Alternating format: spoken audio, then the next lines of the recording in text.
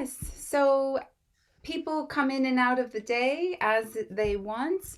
And we are welcoming street factories. So we have Jade Ward, we have Toby Gorniak, and Tyler. I'm sorry, I don't know if I have your surname. Sorry about that.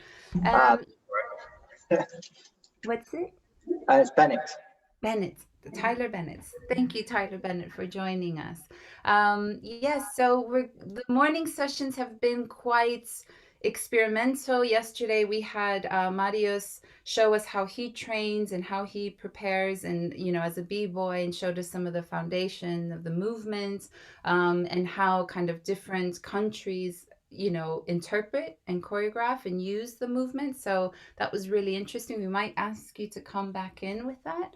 um, and yes, and so today I also should mention is I'm very proud to welcome, as I say, my primito, which means cousin in Roma, Toby. So Toby is another fellow Roma artist, dancer, activist, and we met several years ago for a project that I was doing called the Rome Archive, and it was just, I just had heard of him, but it was a real honor to meet you and to meet him for that project, and that project allowed us to connect. It's worth mentioning that June is Gypsy Roma Traveler History Month. And so there's several activities that have been happening throughout the month that of course will continue. But one of the things that we're doing is how we can use arts and culture, and especially dance, to educate people on our culture, on our community, on the differences also within the community. But yeah, to try and change the narrative and the negative perception around us.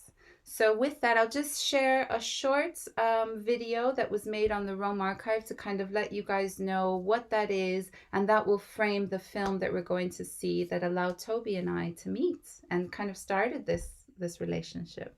So my name is Rosa Cisneros, and I work for the Center of Dance Research here at Coventry University. The Rome Archive is a digital online archive that has several sections, some dance, civil rights, film, the Holocaust, and it's really about knowledge sharing. And it's an open archive that is catered to everyone from researchers to families, that they can go explore content, visual images, videos, and just see how the community has chosen to self-represent. There are lots of negative stereotypes around the community, the misconceptions, and that fear is primarily built on people not knowing who they are. And so what we decided as members from the community is to say, well, here's a platform where you can learn about us, and to just break down some of those stereotypes, and to also stake a claim that we're here, they are educated Roma people, and we can write our own history, we can share, we're creating work, whether it's artistic work or academic work, and that's relevant and important for society, especially given the tense political and social situations that are happening not only in Europe and in the UK, but in the world. So it's just a positive offering to some of the negativity that exists now. To interact with the Rome Archive, visit romearchive.eu. It's always a bit odd to watch yourself on camera, no? So yes, so that is a little bit about the Rome Archive. I have put the link into the chat. Feel free to visit, explore, and just to say that dance had its own section. It was the section that collected the most content, and we are very proud to say that our content all had ethical kind of clearance and is quite varied in its whether it's film, images, and we had several different countries, and we chose not to do kind of a linear from India to Europe or to the US kind of trajectory, but rather we worked a lot with community members to decide how they wanted to share that embodied history, that embodied knowledge, what was important, and how that narrative, which wasn't true for every theme or every section of the archive. It wasn't that one is better than the other, it was just that it was different. And we are very proud to say, as dance, because we had the smallest budget in the whole kind of project, but it just shows, I think, the strength and the resilience of the dance community, and also of, you know, that willingness to want to educate, to want to put our history forward, and to have a say in how that should be shaped. So yeah, so Isaac Blake and the team was also quite varied. We had visual artists, a sociologist, you know, so it was really we were constantly reflecting and questioning ourselves. And one of the you know, best parts about the archive for me was that I could go and kind of meet community members, and we could sit down and talk about what is it that, how do you want to contribute? And that process, which, you know, was quite it could be a little bit exhausting to go to so many different places. But having said that, it allowed me to travel down to Plymouth and to go meet Toby. And, you know, I think we were right at the very end of the project. It was mid-December, I think December 18th, something like that, and it was also snowing and the weather was terrible. And, you know, I said, Toby, I have to meet you. I really feel that you need to be in this. And he said, all right, cool. Just come on down. We have our community class, our last community class for the year. We had, I think, 2 or 3 weeks to kind of really organize things for the opening of the archive, before the opening of the archive. And Toby just said, come. And that's what we did. So Maria and I traveled down to Plymouth. I think, you know, we were stuck on trains, but Toby said, don't worry, welcome you with, it was raining and cold, and he welcomed us into his home. And we just walked into the space, and for us, it was like being home. I think Maria can say the same. And we just joined and observed the community class, and we didn't know what the film was going to look like. We wanted that to be a creative process with Toby and with Joe. I should also mention your wife Joe is an integral part of this conversation. So yeah, so if we can share, we'll share part of that film, but I think it also gives us insight into who Toby is and how he's using hip hop, and where Roma culture also comes into that conversation. So Kozer, if we could have that film, please.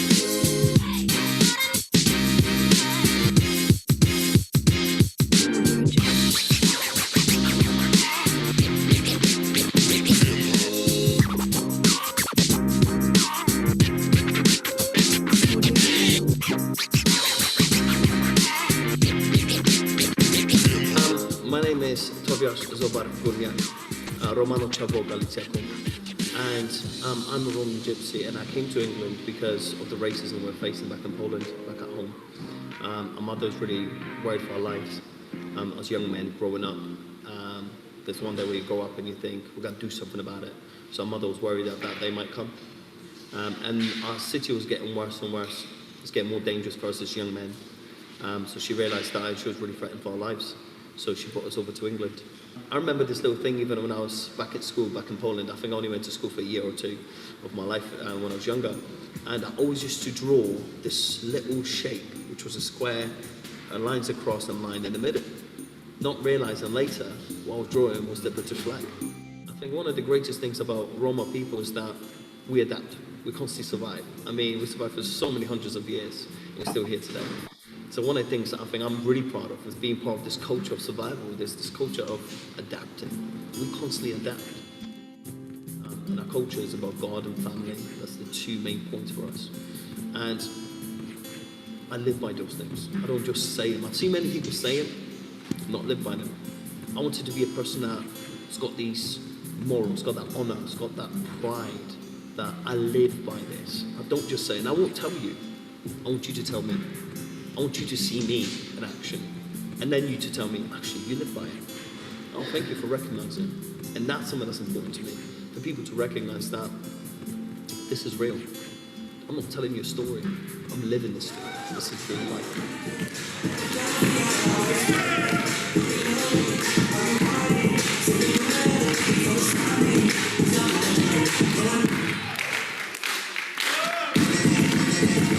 Me as a young boy, I think I was 7 years old, my uncle took me to work with him.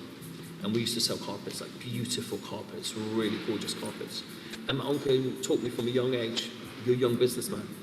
This is what you say, this is how you dress. I had a suit, I had a full-on suit on, little necklace, and I looked cute as hell. And I knew my selling pitch was I was cute. And I knew I needed to do it to feed my family, to help my mother. So I did it. I went out and I've learned business. And then a couple of years after that, I said to my uncle, could I now have my own business? My uncle said, yes, we'll buy you a car, we'll give you the carpets, because you've earned enough money for me. So now it's your turn. So at the age of 8 or 9, I had my own driver, my own security guard that looked after me. And we went around Czech and Germany selling carpets. And that's how I fed and supported my family.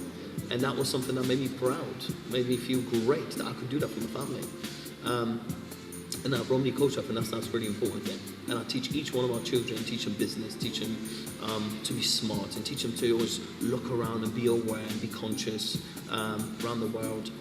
My wife is one of the most incredible inspirations for me in my life. In my kind of way that I was brought up, which was very old-fashioned, women stay at home and cook and do the work. I've changed that. My woman's my queen. She's my princess. And she will be supported as much as I can do when we work together. One day she cooks, I cook. The other day I clean, she cleans. And it's about that teamwork. And that's how you have a great home, great family. When you have that balance and that respect. And what we did, we took the best of my culture, the best of her culture, put it together and created our own culture. We live by respect. Respect meaning of respect every human for who they are. And just give them that space. Peace. Always bring peace within you. It's about this piece here. Give love to people. Love is really important. Love could be just a nod to somebody. Love could be hi. Love could be letting someone walk in front of you, open their door for somebody. That's showing love to another human being. Unity, the more the merrier. And you know, we teach this in schools when you and your friends are playing together and you have a cool game. And somebody else wants to come and you think, oh, go away, we're playing this cool game. But you never know, by this kid just joining in, you can create something new. And that's what's all about, it's giving these chances and opportunities to create and be part of something and allowing people to be part of something, which I think is really important. And the last one's having fun, which is the most important one to me. I home educate my children now because of the principle I live by. I felt out there I wasn't giving that for my children. And out there I was giving my children to other people. And they weren't giving it the foundations I wanted them to have, which is about being a great person. Why are we spending so much time on this education stuff when we're not looking on the inside of our human beings and our people, how we should be feeling and caring, supporting and being aware and being conscious and having empathy for another human being. A child will get the same respect as you. Here, children teach. Little kids will teach. I said, you're in front of the class today and you're teaching. They're like, what? I said, yeah, go and teach. I said, what am I teaching? Just do your thing. Just do your thing. Give them that power and that feeling of being able to give something. And something that's really important to us is that we teach this thing was teach to teach. What I teach you today, I'd like you to do when you have the chance. So tomorrow, when you see somebody, whatever you've learned today, share it. It's about sharing that on and passing on that knowledge. What we believe, that knowledge comes in all shapes and sizes. Do you know what I mean? If you came into a class and you didn't know nothing, and I've got a little 5-year-old and he knows the foundations, I'll get him to teach you. So sometimes we get people who come in and they're like, what, this little kid's going to teach me? Yes, this little kid's going to teach you.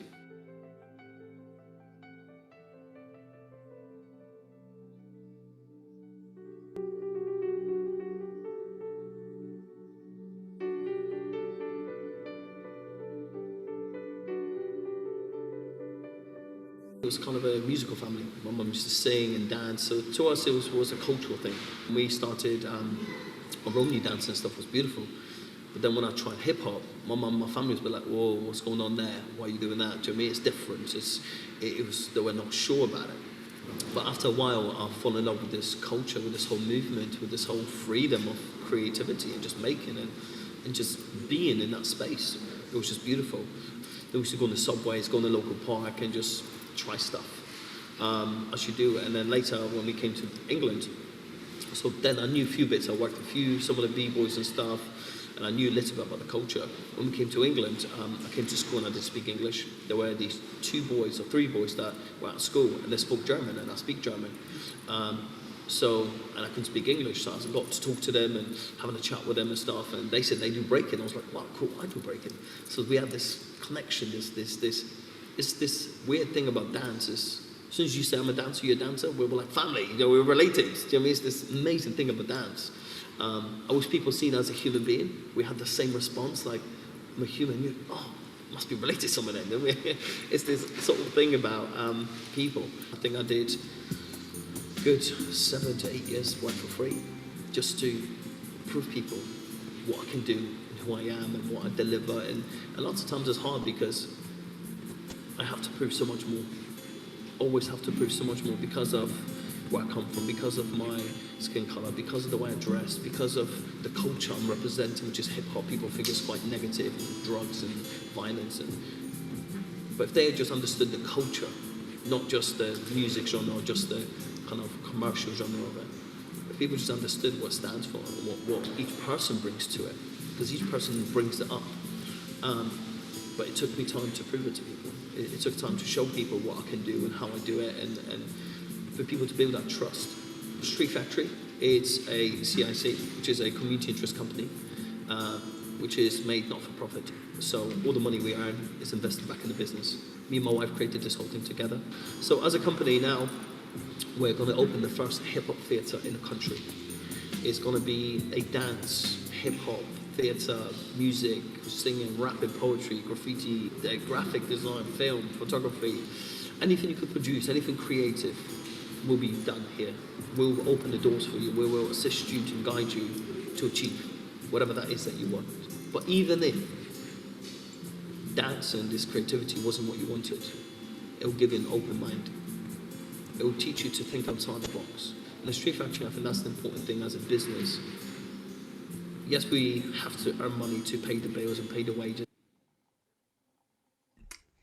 So you can see the film. I'll drop the link into the chat. You can see the rest of it, but it gives you a flavor of, yeah, who Toby is, who Street Factory are as a family, his philosophy, also how that's integrated into the, the other way, how the Roma culture and hip hop kind of meet and where, and yeah, how they've informed the work that he continues to do. I should also mention that Isaac Blake has come into the room today, which is another fellow community member who was we were talking about the Rome Archive and you were the lead curator on that.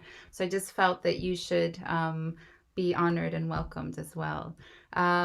Yes, so there was a couple of comments around visuals, but I also wanted, Simon Ellis said, that he's intrigued watching footage of people preparing spaces for dancing, for working, for playing. The sense of care of being together to make a space ready. I'm reminded of how the New Zealand rugby team has this rule about the entire team being responsible for cleaning their changing sheds together when they have finished training and playing. And these are very highly paid professionals. Thanks for this chance to see into your work.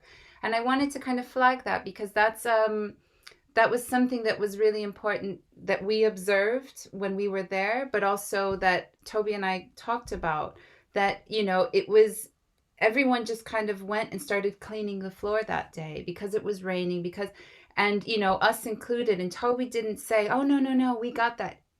It was just like, okay, we just did that together. And it's important because it's about egalitarian and just being equals. And Toby wasn't trying to kind of impress me, or also wasn't kind of saying, oh, you're a Roma woman, you have to do it. Was none of that. It was just, this is what we need to do, and everyone was doing it. The younger people, the older people, everyone was preparing in some way, and that was important for us to for that to be in the film as well. So thanks, Simon, for picking up on that, because that was very much important. And having said that, in the cipher at the end of the class, everyone just kind of was in the circle. Everyone in the space was in the circle and invited to dance in the center or do something in the center if they wanted to. And there was no kind of Rosa and a team is here filming. It was just, we were there. No one, we were just, again, in the space. And there was something quite lovely about that. And I think that leads into the next section, which will start in a minute. I just wanted to say one last thing. That's, yeah, Toby and I feel quite privileged, that, I can sit here with Toby, Jade, and a lot of my other colleagues here. And so, having said that, I think we will officially start the first panel. So, if there's anyone new in the space that's jumped in, I just want to remind you to please welcome to day 3 of the Talking Back hip hop events. Many people have been with us for a few days. Other people are just coming in today. That's fantastic. This event and this space is about community, about hip hop, about kind of really sharing what hip hop is, not talking about it, but just creating that space and energy through the digital. So please do use the chats, put in any thoughts, comments, reflections, questions, anything you're doing. And also do feel free to be provocative, to challenge, to question things, because we'll be talking a bit about mental health, Roma community, different aspects of these topics. But please do it with love and care and with respect for each other. And I think through that, then we'll find a working way through it all. Yes, and if you do have any accessibility requests, needs, or anything that else you want to be on our radar, do feel free to message myself or Kozer, who's the background tech guru for the day, Maria, who's doing our social media, and Marius, who is in the back. I've lost him. Where did he go? Who's recording and also part of the team. So thank you everyone for coming. Thank you, Maria, for the film, and thank you everyone. So now it gives me great pleasure to talk and to welcome Street Factory, which has Tyler, Jade, and Toby. Yes, and we're here to talk about, we're going to learn about the PhD that Jade is doing at CEDAR in collaboration with Street Factory and Toby. And they're looking at the project Creating Change, which was how Tyler comes into the story. And it's just, I think, important to have a nod to CEDAR and to my colleagues, in allowing their support. And many of my other colleagues at CEDAR have allowed me to really open up and share my culture, my my interests. And they might be a bit kind of off the wall, but that's always been supported. And even though there have been tensions and kind of outright claiming my Roma identity, I've slowly felt that I could bring that as a whole into the center, and as an academic, as a person, as a mother, as a woman. So I'm really grateful to see there for that, and that has allowed this PhD to actually, yeah, be part of higher education in the UK, because I can tell you it's not a common thing. So I'm really grateful to see there for allowing that. So with that, I hand it over to Jade and Toby and Tyler. Thank you very much. We are so honored to be here as well. And just like you, Rosa, reiterate that to be having these conversations in these circles with these types of people, and kind of, we talk about bridges all the time, about bridging worlds and bringing people together. So yeah, we feel exactly the same. A lot of what I'm going to try and do today is kind of draw in our conversations that we've been having, particularly from the Dance Research Matters symposium that happened a couple of weeks ago. And there was a real kind of vibe about bringing people together, but stepping aside, we were talking about gatekeepers and who gets to say what. And I think earlier, I don't remember, maybe Justin said whose voice is heard. And it was so important for us, not for me just to sit here, but for Toby to sit here. This is his life, his history, his everything. He lives, breathes, and eats it. And also Tyler as well, he's part of the program. He's the reason all of this happens. So it's really important that we came together. So it's going to be a really fluid conversation. It's going to be lots of dialogue, but like Rosa said, please pop in the chat if you have any questions or you want to jump in. I just want to start with the methodology, because that's kind of really at the heart of that. And without getting too deep into it, it's about that egalitarian approach. So we are here today as equals, Toby and Tyler and myself, and hopefully everyone else. This is just a place for us to have conversations. And I think, Rosie, you said it, we're not necessarily looking for answers, but we're sharing knowledge, we're sharing our voices and bringing all that together, because I think now more than ever, community and valuing that is so, so important. And also, discussions about those non-normative voices. So whose voice is heard all the time, to make sure that everyone's voice comes together. So I thought it was really important to do a little introduction, kind of positionality. So Toby, would you like to start? Yeah, what's up, people? Hello, everybody. Hopefully, wherever you are, you've got a nice sunny day today. We've got a nice sunny day. Just want to send you lots of peace and love, and having a wonderful day. My name is Toby G, MB. I'm a hip hop artist. I'm a Romani Gypsy, Romano Chavo Galiciaco. I was born in Poland, live in England, and I love what I do. My name is Jade Ward. I grew up in Plymouth, so I have a real passion for the place. I think it's a beautiful place, and I'm really, really interested in communities and doing whatever I can, whenever I can, to bring people together and to make sure people value that. I mean, just last night, there was another participant from the project who, big story, wanted a piano. So I got my dad involved, I got my husband involved, with Toby, and we came together and we made this thing happen. And it's those, I think someone else touched on it earlier about, it's the small things. It's the small things that add up to the big things. So Jade, passionate about community and yeah, the PGR in this project. Yeah, what's up, people? I'm Tyler. I've been a part of I've met Toby a few years back and essentially never left. I turned up for a creative change session and I never left. And I do a bit of everything. I dance, I was teaching,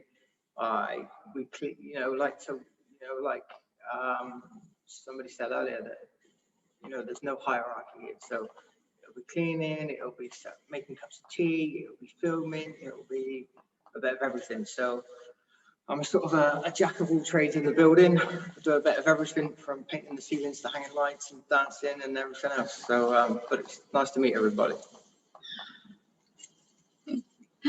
So now you kind of have a little bit of a taster of who we are and what we're doing here. I wanted to draw attention to what this event was grounded in, which was the bell hooks, the talking back. And I've been doing a lot of reading around it and so interested in the themes that come up about talking back and daring to disagree. And we had some conversations the other day about what that means and what that looks like. And so I'm going to kind of pose a question to Toby and Tyler, and we're just going to have that dialogue. And what does talking back look like to you here with what you do?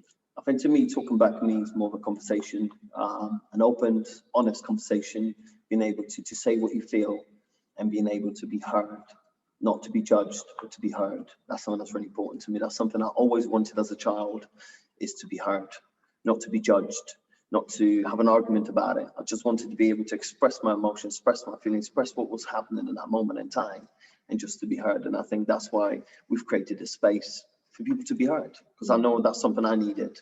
And that's something I give, because I know what it felt like not to have it. And I think, Rosa, yesterday we were talking a lot about that non-judgmental, not coming from a judgmental place, but perhaps a critical place, or, you know, we can disagree, that's okay. But, you know, Love yesterday touched on it as well, about in his song, Another Way. And I know lots of people kept saying with that loving kindness. So, you know, we can be critical about stuff. You know, this is new, like you said, this is new in the academic field in the UK in higher education, but we can have a critical approach to it. But like Toby said, it's really important to come from that non-judgmental space. Tyler, talking back to you. Talking back to me, I mean, I'm from London originally. So I moved down here a few years back, a decade ago. It's always been one way. It's always been, I'm right and you're wrong. It's always been my concept and my idea of talking back. It's that, and the fact that you don't talk back, you don't stand your ground against somebody above you in some sort of hierarchy. So learning what I've learned from Toby, and that I can stand up to Toby. If I say something that he doesn't agree with, then I'll be like, yeah, hang on, I don't agree with that. This is how I think of it. And that's not normal for people like me. Like for an outsider from the hip hop culture, from the Rumi culture, from anything like that. Do you know what I mean? Society says, if I'm your boss, you don't argue with me. You do as told.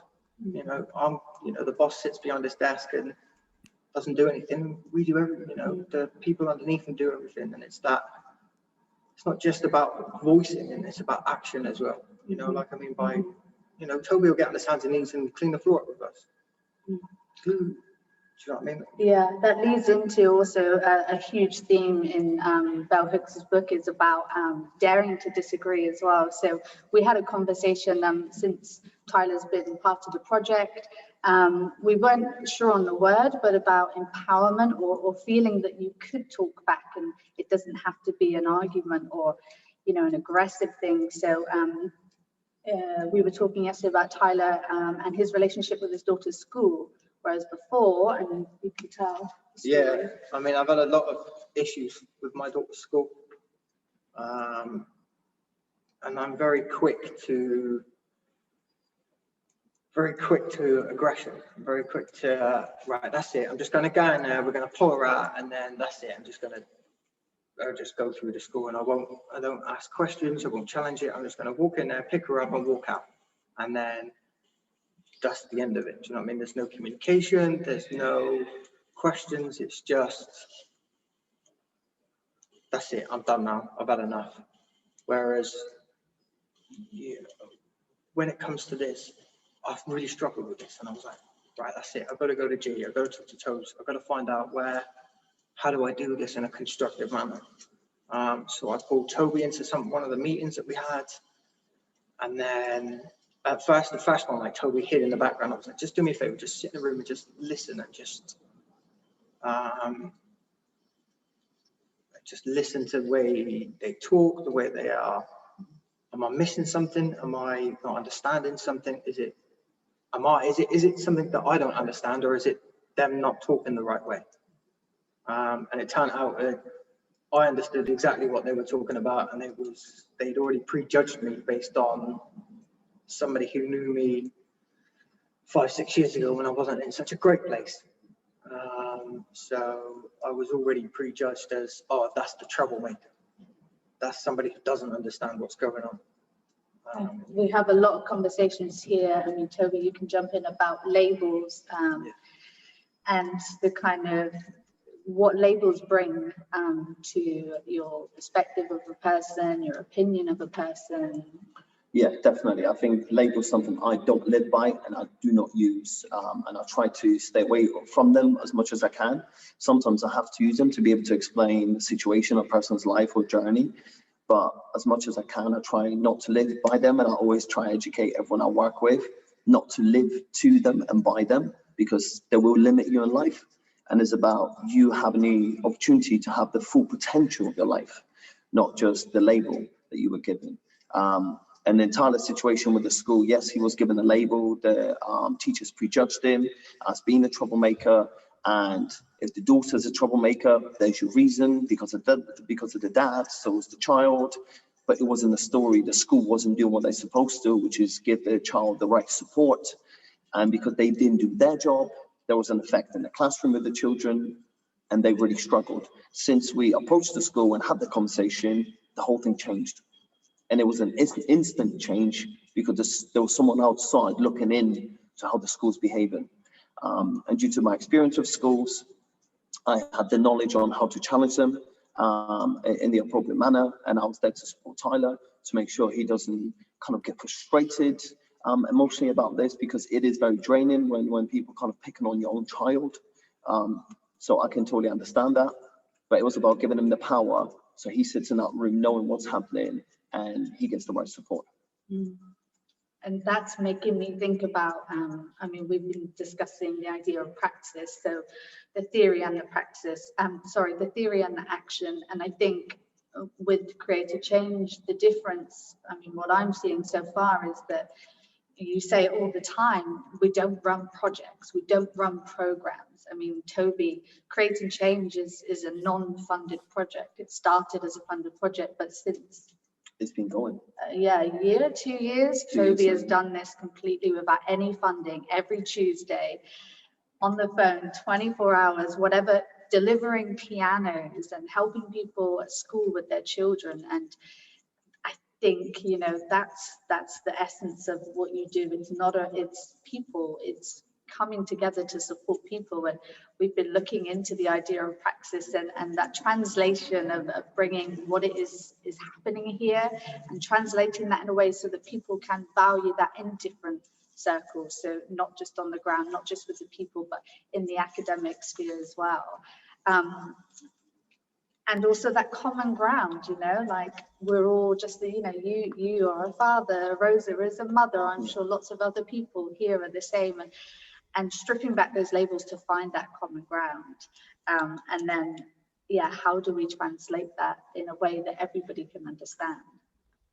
So can I ask go back one step and ask how hip hop kind of came into the Creating Change class when it was initially funded, and then kind of at what point, Toby, did you decide, okay, Creating Change should continue, and even if there is no money for it, this is important to me or to Street Factory and it will continue? So can you kind of take us through that timeline a little bit more? Yeah, so we were approached by a company called Right. No, it was One Dance UK. So they've contacted us and said someone is going to come to Plymouth and speak to 12 different organizations. We were one of them. And the main lady who was organizing it wrote an A4 about each company. And she wrote about me. I think Toby has done some work in a PRU. That was it. That's what she wrote about me. So the woman who came from the One Dance UK was really intrigued, wanted to find out, so what is this person? Because everyone else had an A4 written about what they've done and what they achieved. Mine was, I think Toby worked in a PRU unit, which is a young person referral unit. So she came in and she was blown away with everything we've done, everything we've achieved. And then we were the company who was picked to deliver this work, to prove what dance can actually do. So it was all dance based, but we are a hip hop organization, so it was hip hop dance. So she wanted us to prove that hip hop can make a difference in people's lives. And that was people who are non-employment, non-education, or any training. So we were kind of introduced to these 8 young men, and it was for 8 young men, the project. And during that project, the changes were amazing, what we've created within a year of a program. All of those young men today are employed, or run their own business, studied further education, and just live a really good, positive life. So to me, that's a success. Each one of these young men now has become somebody really important in the community, valued in the community, and they're giving back to the community. Like one of those young men today runs his own building firm, so they're kind of bricklayers. He only employs people who had a tough background, people who struggled a bit in life. He was a young man who spent most of his life in foster care, and today he runs a really big team. He's got 22 people working for him. And as a young boy who just started on his own, worked really hard, and yes, he didn't want to be a hip hop artist or dancer or performer or anything like this, but it gave him the idea and the concept to be open-minded, to think outside the box. And it gave him the power and strength and the kind of foundations that he needed to become the man he had the opportunity to be. So then from that project, the funding finished, we did this whole write-up about it, it was beautiful. But then I realized we started something. And when I start something, I can't just let people go. It's kind of this thing in me that, again, I needed when I was a child. I needed somebody to be there all the time. I was watching a film actually yesterday, and there was this quote this guy said to another man. He said, you know, all your son needs is the anchor that's always there. And I think that's something that I needed, was the anchor, something that's always there. And if you haven't got a mum, or haven't got a dad, haven't got an auntie or uncle, anybody else like that, we need those anchors in life, those people that are always there, that will always support us. So even I can come in and tell you a good story. I can come and tell you a sad story. But if you haven't got no one to tell, who do you tell? So that's something that really got me. And I thought, you know what? I got to continue this. I'm going to push this. I'm going to challenge myself to even do more and better in this program. And then we started the program again, and we had more people. And the program just grew and grew and grew. And I am just getting better at that program every day. So every day I work with everyone, because sometimes people think it's a one-way system, that I'm not constantly just feeding and throwing stuff at them. And it doesn't work that way. It's a two-way kind of situation for me. So I'm learning from them and they're learning from me. So we're all learning in this space, because I'm learning from their experiences. I'm learning from their journeys, and I'm listening, and I'm constantly learning to grow. How can I help them? But not only how can I help them, how can I help myself at the same time? So it's a constant learning curve for me, and I love it, because I'm always coming up against something new, something different. And even sometimes if I come against the same situation, it's never the same situation, because I believe each human being is so different, emotionally, mentally, and physically. We are so different that each situation has to have a different approach. How we'll have a different end result.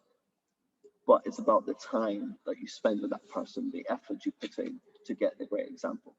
So then hip hop, why hip hop? I am hip hop. I love, I breathe, I sleep, I eat, I dance, I move, I do everything hip hop. You know, the way I talk to people, the way I behave, the way, what hip hop gave me was a place to be me, because one of the elements in hip hop is knowledge of self.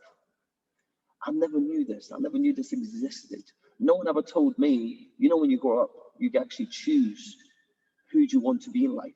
What type of man, what type of father, what type of citizen, what type of cousin, neighbor, whoever, you can actually choose who you're going to be.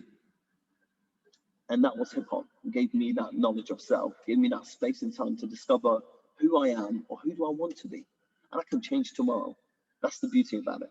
So it isn't forever, it's changeable, because we grow as human beings all the time. And this was the beauty for hip hop for me. So then I wanted to share that, because I found it really beneficial for my life and my children's lives and everyone else I work with. So I thought this is a great thing to have and to share. So I'm really proud of it. And Tyler, can I ask you what hip hop means to you? It's now my life, to be fair. You know, the foundations that we run at Street Factory are now the foundations that I live and breathe at home. I think Isaac here's got a question. Are there underlying values and ethical beliefs? And Tyler, the 5 elements is the everything. Yeah. We want to talk about the 5 elements. Yeah, you know, everybody understands the 5 elements differently. Everybody will have their own concept of the 5 elements, but generically they'll be based around they'll be basically the same, but it's just a different way of looking at it. And it's crazy to think that, you know, I walked in this building, absolutely a broken mess. It's probably the politest way I can find to describe it. You know, I've got 3 kids. I wasn't a very nice person, I wasn't a great father, I wasn't a great partner, and the program helped me rebuild myself in ways that I wanted to rebuild, not the way that society told me I had to rebuild. It's how do I want to live? What do I need? What do I want to live by? So Toby has his 5 elements. I then went on and created my own. I went and then created my own elements on top of the 5. I created my own family crest to reiterate what we stand for. You know, I sat down with my partner and we created this, and it all stemmed from the Create Change program. It's what do we want to do? Who are we? Where do we want to stand? You know, and then it didn't. It's like the ripple effect. You know, Toby teaches. Teaches, educates, however you want to write, whatever words you want to use. Everybody can create change, but that ripple effect it creates in us. I then go home and create my own ripple effect in my own family, in my own household. So now my partner's doing something different. Oh, well, why do I have to do this? Well, you don't. You can do whatever you want to do. What do you want to do? I'll give you a job right now. What would you do? What do you want to do? Well, I want to do this. Well, let's go and do it then. And, you know, she's now trained to be a midwife. Whereas, you know, society told her that she wasn't allowed to be a midwife. She wasn't smart enough to be a midwife. My partner's incredible, absolutely incredible. She can do whatever she wants to do, but she's never had that confidence and that boost. And like I said, you know, and now my daughter's now thriving off it. My son's now thriving off it. You know, my youngest one's only 5.5 months, so she's got a little way to go yet. But she's, you know, even then she will then thrive off it. And, you know, even my foster sister and my brothers and people around me are like, well, and I'm challenging them, and I'm like, well, why are you doing this? You don't even like it. You know, why are you still working at Tesco? Well, it's a job, isn't it? I pay the bills. I'm like, yeah, but what would you do? If you could have any job in the world, what would you do right now? Well, do this. Well, why can't you do it? Well, I don't know how to do it. And I was like, well, if I don't know and you don't know, let's ring somebody who might know. So it's ringing Toby, yo, we got somebody that does this. Yeah, actually, I've got a friend I met somebody who does this. All right, can I have right, I'll link you up. So, and it was just about, and this is where the community aspect comes into it, and the door's always open. Do you know what I mean? Like Street Factory, Create Change, it's not 9 to 5, 9 to 6. Do you know what I mean? There's been days where, so I've got 4 mental health labels. Technically, I've got 4 mental health labels, and I still have my bad days. I fight my demons every day. I rang Toby at 4 o'clock in the morning, absolutely in a mess, mate. I don't know what's going on. You know, I've had nightmares. I'm in an absolute mess. I'm crying. I'm not talking straight. Toby's like, right, there's a taxi on its way. Get in it and just don't argue. Just get in it. Come here. We'll have a cup of tea and we'll sort it all out. 3 o'clock in the morning. Who answers the phone at 3 o'clock in the morning? And there's a taxi on its way. Get in it. Come over. We'll have a cup of tea to chat. That, do you know what I mean? It's not 9 to 5, and I think that's something that people, what's the word I'm looking for? Underestimate. Is that the right word to use? Underestimate about programs, about not just Creating Change, but about Street Factory in general. Like, we're not 9 to 5. Like Jade said, you know, we were helping people move pianos. That's got, in theory, that's got nothing to do with hip hop. It's moving a piano. You know, somebody moved house the other week. That's got nothing to do with hip hop. But it's community. It's where we all started. It's what brings us all together. Music and that thrive too.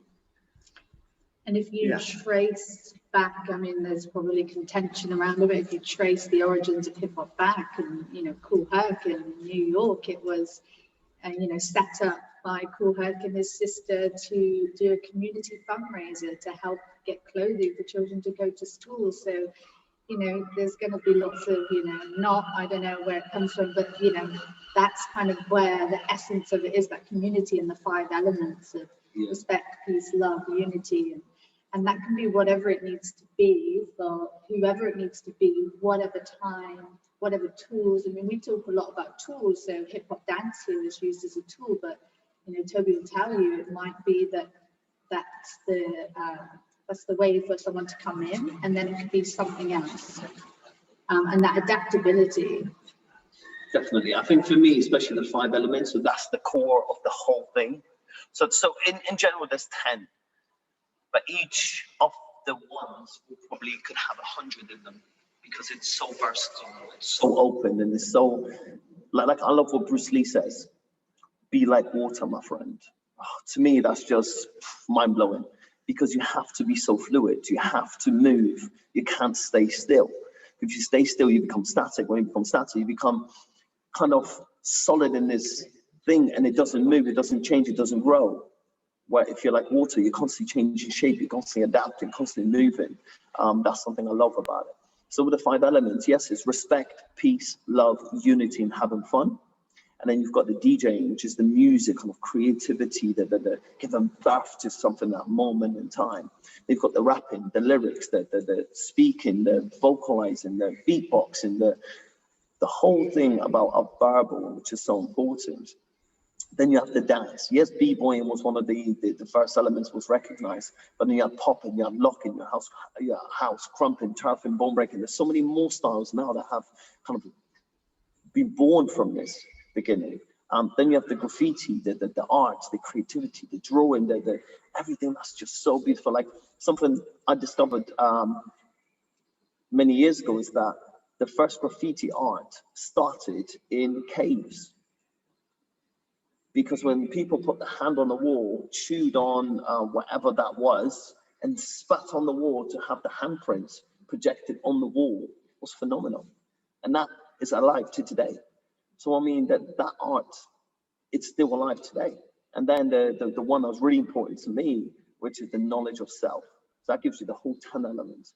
And the knowledge of self, you just got to discover who you are and who you want to be, which is beautiful. And that is what keeps the whole thing together, keeps that good structure, gives people a good foundation to know where to come back to. Because yes, we sometimes go on a tantrum and go off somewhere, but it's something to come back to, which is your foundations, which is that respect, peace, love, unity, and having fun.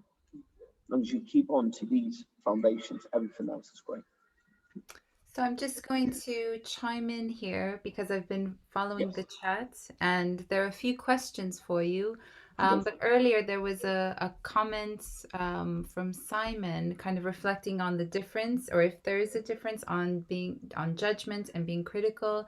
And just to kind of frame it from yesterday, one of the things we were saying, or I guess that I said that we kind of emerged was that the judgment felt quite binary, and that judgment was about kind of being right or wrong, and that the critical process was that iterative kind of reflective way of looking at if something was right or wrong and why we're using that language. And so that's kind of, and you know, Tyler, as you were speaking, I kind of felt some of that, you know, in a way you navigating some of that process for yourself, that, you know, society saying A, B, and C, and you kind of saying, well, hold on, is that still true, and why? And you know, so I think that that's where we were coming from. And Isaac kind of put a bit of information around the Romani Gypsy traveler community and kind of framing the historical background. We have Silence the Nomad has put his socials, and hip hop has given me a gateway to travel far and wide and a communication link to people I would never have thought I would have met growing up. So thank you for sharing. Isaac has also asked a question around, are there underlying values and ethical beliefs that are connected to this topic for you? Are there gray areas or points of complexity that you notice when thinking about this topic? So I think that was a little bit earlier when you were talking about the framing the project. Isaac, was that question answered for you? Yes, I think so. Okay. And then we have Justin, shameless plug. I love a good shameless plug. Putting the journal, so you have a call for papers around the fifth element in hip hop. So do feel free to check that out. We do have some academics in the space. And a few more questions from Isaac. Do you want to just ask your question rather than me reading them? You're here in the space. Yeah, I just wanted, I guess at this call, I wanted to find out, 'cause, I identify as a Romani gypsy, and it's so interesting within the dance sector. When people know you're from the gypsy community or this your Romani community, there's all these assumptions that people make about us, and unfortunately, assumptions, there are undertones of biased thinking, and I wanted to find out if Toby had experienced any of those being Roma, because obviously you are an international Roma dancer, Toby. And there's a few other questions there as well. Yeah, for me, definitely, there's always an idea that people have, and ideas are by stories or by experience. So I always have to kind of prove of who I am or what I do. Yes, there's the stereotypical idea. If people or schools or education centres know that I'm turning up and they understand I'm a Romani gypsy without researching me, they presume I'm going to turn up with a horse and cart to the school, that I live in a caravan, that I travel around, I live in a house. Do you know what I mean? I don't live that type of lifestyle. I live in a house. I would say I live a very modern way of a Roma gypsy. So it is just something I have to constantly prove whenever I attend. And I kind of have to advocate for the Roma community constantly. And it feels kind of that I'm speaking on behalf of every gypsy. And I always have to explain to them, this is me, you met one. So you can talk about meeting one gypsy that you've met, not millions of us that are in the world. And not millions of us that are in the world are like me, are hip hop and dancers and do everything I do.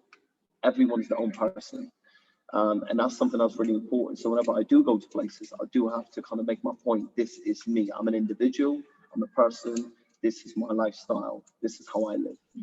We were talking about, the kind of iceberg effect of, because of Toby's ethnicity or culture or background, that with the iceberg, a lot of Toby's work is nobody sees that. Nobody sees that having to prove constantly. And then when it gets to when the door is opened or when someone does understand it, then he can get to work. And that's just such a tiny amount of what people see. And we have so many discussions about that and his approach to his work, in the sense of, it is a radical approach sometimes, but what's coming out of it is this really transformative practice that people keep coming back to. I mean, you have participants that have been here for 9 years. I mean, one of my longest would be 14 years, which was Josh. So this young man worked with me for 14 years, went to school. He was an attending school. I had a really good relationship with the headmaster because I used to attend that school. And I said, can I have him 2 days a week? Because he's not attending at all. And then I'll make sure he attends the other 3 days. He went, yeah, Toby, not a problem, you can take it. So 2 days a week, he would come with me and travel when I was doing work for the police. We're doing loads of kind of youth work and youth dance and stuff to get kids back involved in something positive. So he worked with me. Now he just moved to New Zealand. He's a really big filmmaker. He just created a dance company in New Zealand. So he's living his best life. But he was a young man who lived in a certain estate, come from a certain family, and you have to prove yourself that you're a man. So you have to fight, you have to get in trouble, you have to do things. But he chose an academic lifestyle. He chose a different lifestyle. And his family today, right now, are so proud. And that opened the door for his other cousins now to go to the academic world. Because before, none of them had ever done school. Most of them haven't even finished school. So for him to go to university and then do 3 years and then another 2 years on the top of that, it was crazy. But now it opened doors for his cousins who went to university and studied and did other things. So it opened the doors. So yeah, that's the beauty, I think, through this whole journey, that it isn't for 6 months or a year, it is an ongoing thing. Yeah. It's interesting because I set a charity up. It's been trading for 12 years, and people still assume there's they don't assume that there's value for money. There's less quality because you're from a particular ethnic community. Even though we do all the international symposiums, and Rosa's been part of that, and anything to do with dance, I would also go to Rosa and my brother Toby. But there is that assumption, if you're from an ethnic minority, that somehow you are a weaker dancer, or there's the assumption, well, because I did an event with Equity and people were on about, well, you know, they do need to be trained. I go, we do have trained actors in the community. You know, myself, I trained at Larbin in London and Martha Graham in New York, and people are shocked to hear this. I go, I don't know why you're shocked. You know, I'm a body. I'm just wondering. Obviously, you're in a CIC. Have you encountered any?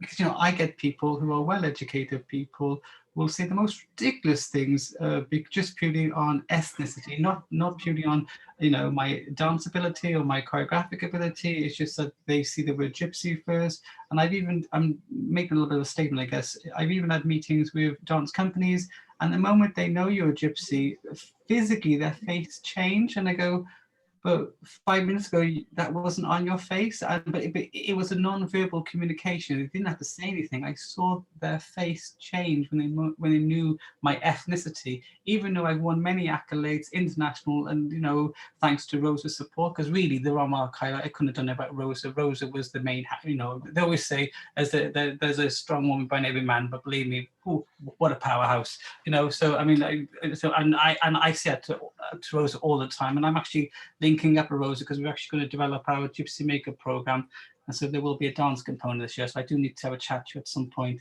next week, Rosie, if that's possible. So please do drop me an email. I mean, so I digress slightly, but, you know, I'm constantly coming across that battle of people's assumptions, and it can be quite wearing sometimes. Are there anything that any suggestions you might have for people that, you know, that Hannah might overcome that, or, you know, what might they do to win hearts and minds? Because ultimately, we don't just want the money off the funders. We want the funders to know the communities that they are investing in, so they can see real difference and real change. So, any suggestions or any tips that you've learned along the way, Toby? Yeah, definitely. Something me and Jade actually had a discussion yesterday, which was, why do I work so hard to become famous? Why do I work so hard to make my company self-sustainable? It's because then I don't have to explain myself. People in the world we live in today love branding. Now, as soon as you're branded famous, guess what? No one asks you a question. How many GCSEs, how many A levels, where did you perform, what did you choreograph, what did you ever make or do? Nobody cares. Your skin color doesn't matter, your race doesn't matter, your religion doesn't matter, because you're famous.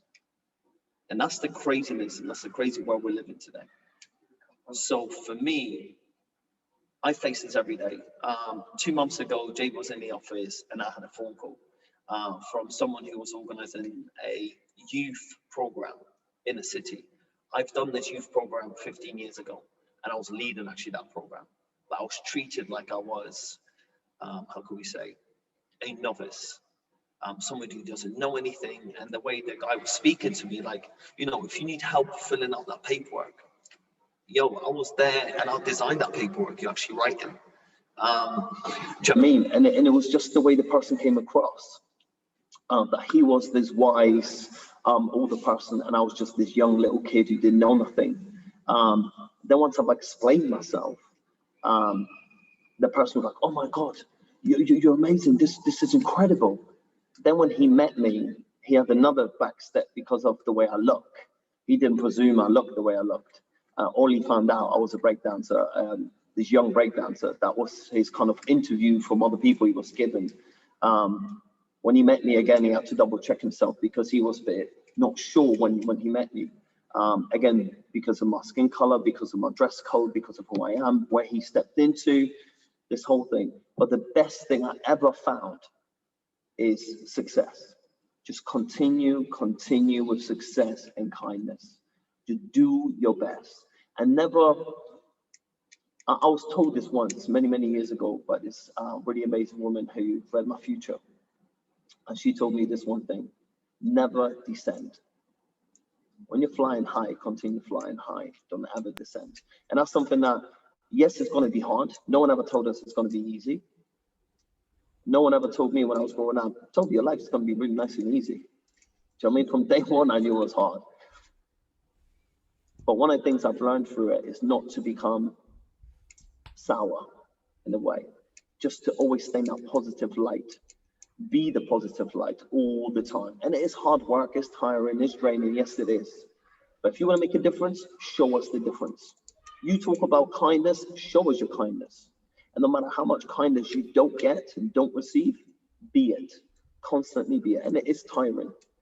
Because just 2 weeks ago, I had a newspaper write a story about me. And the first thing they wrote, Toby, gypsy, refugee. And I was like, where am I as an artist? Where am I as a CEO of my company? Where am I as a co-founder of what we did? Where am I as an MBE? Where am I as a international award-winning performer? Where's all that disappeared? But they wanted an angle. So then we had to ring them up and said, you have to cancel it and start again. And they did. Because I had to fight my place to be recognized as a professional, not just as a refugee or as a gypsy.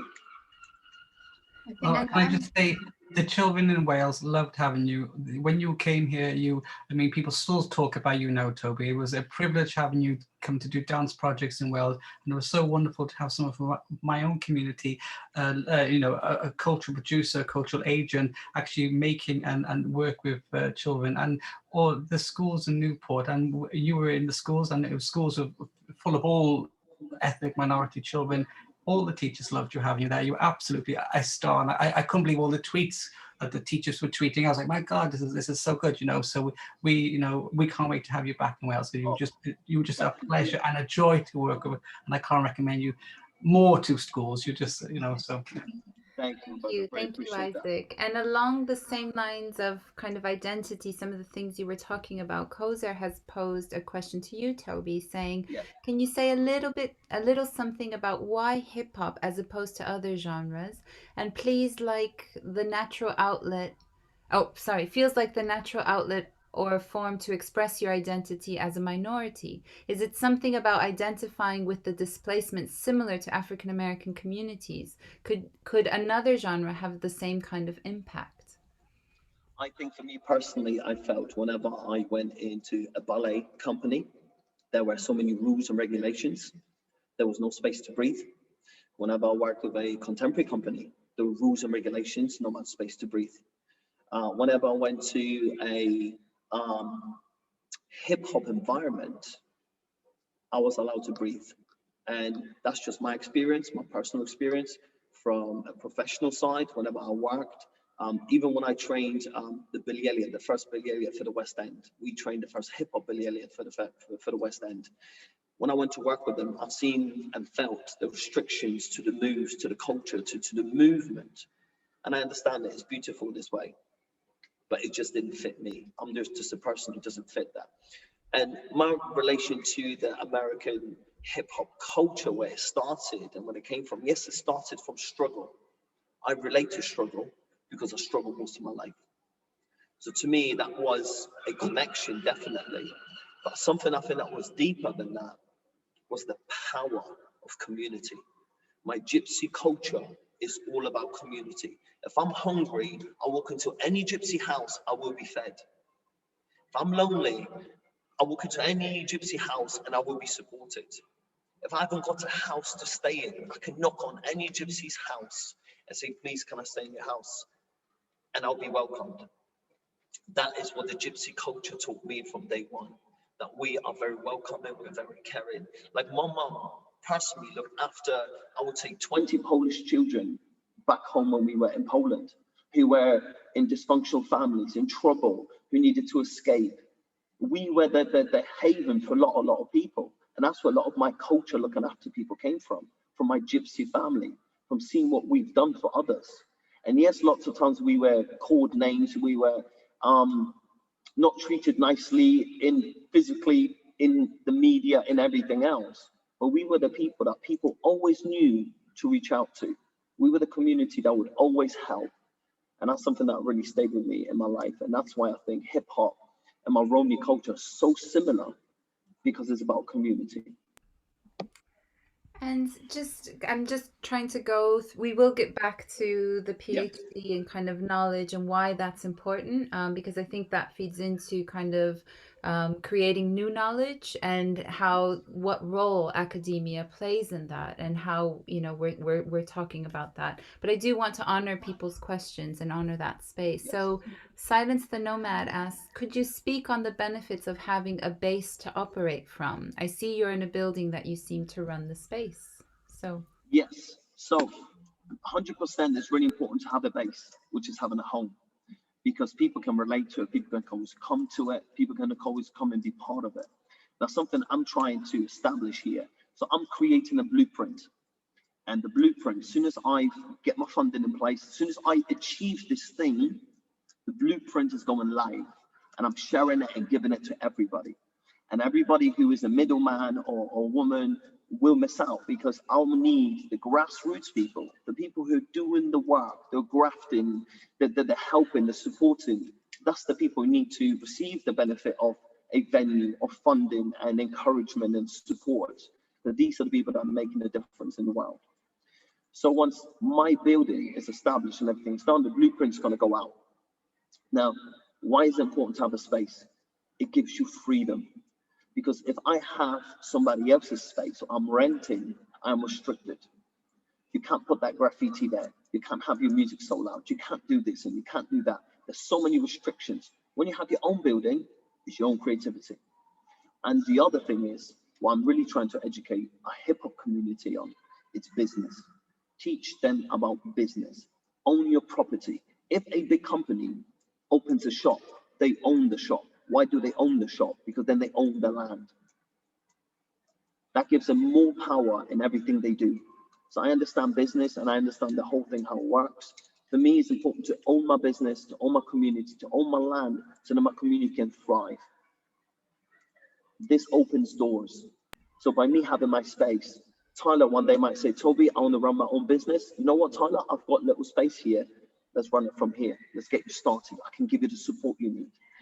A year later, he made his money. He's doing really well. Tyler, you ready now? Go take a unit, buy that unit, own that unit. It's really educating about our communities, about business, and the importance of having your own space and owning that space. So something that's really going to be important for me about this building is going to be by hip hop for hip hop. And I'm not going to own it. So this building is actually going to be owned by our community organization. And this building will be passed on. So once I move or die, whatever happens in the future, this building will only be passed on to community members that have been nominated by the community to run this organization and to run this building. So it will be passed on in the history. and so, you know, talking about spaces, we've spent more than a year kind of struggling to be and share spaces because of COVID. And COVID has forced us to stay at home, you know, and different, that meant different things for different people with families, caring duties, for the cultural sector, for dance. You know, sharing space is, we started earlier by talking about space and kind of what that means to us and the love and care that goes into the space. And, you know, you are in your space. But this is a recent thing. I know that Street Factory just reopened its doors not too long ago because of government guidelines, and you're honoring and respecting those rules.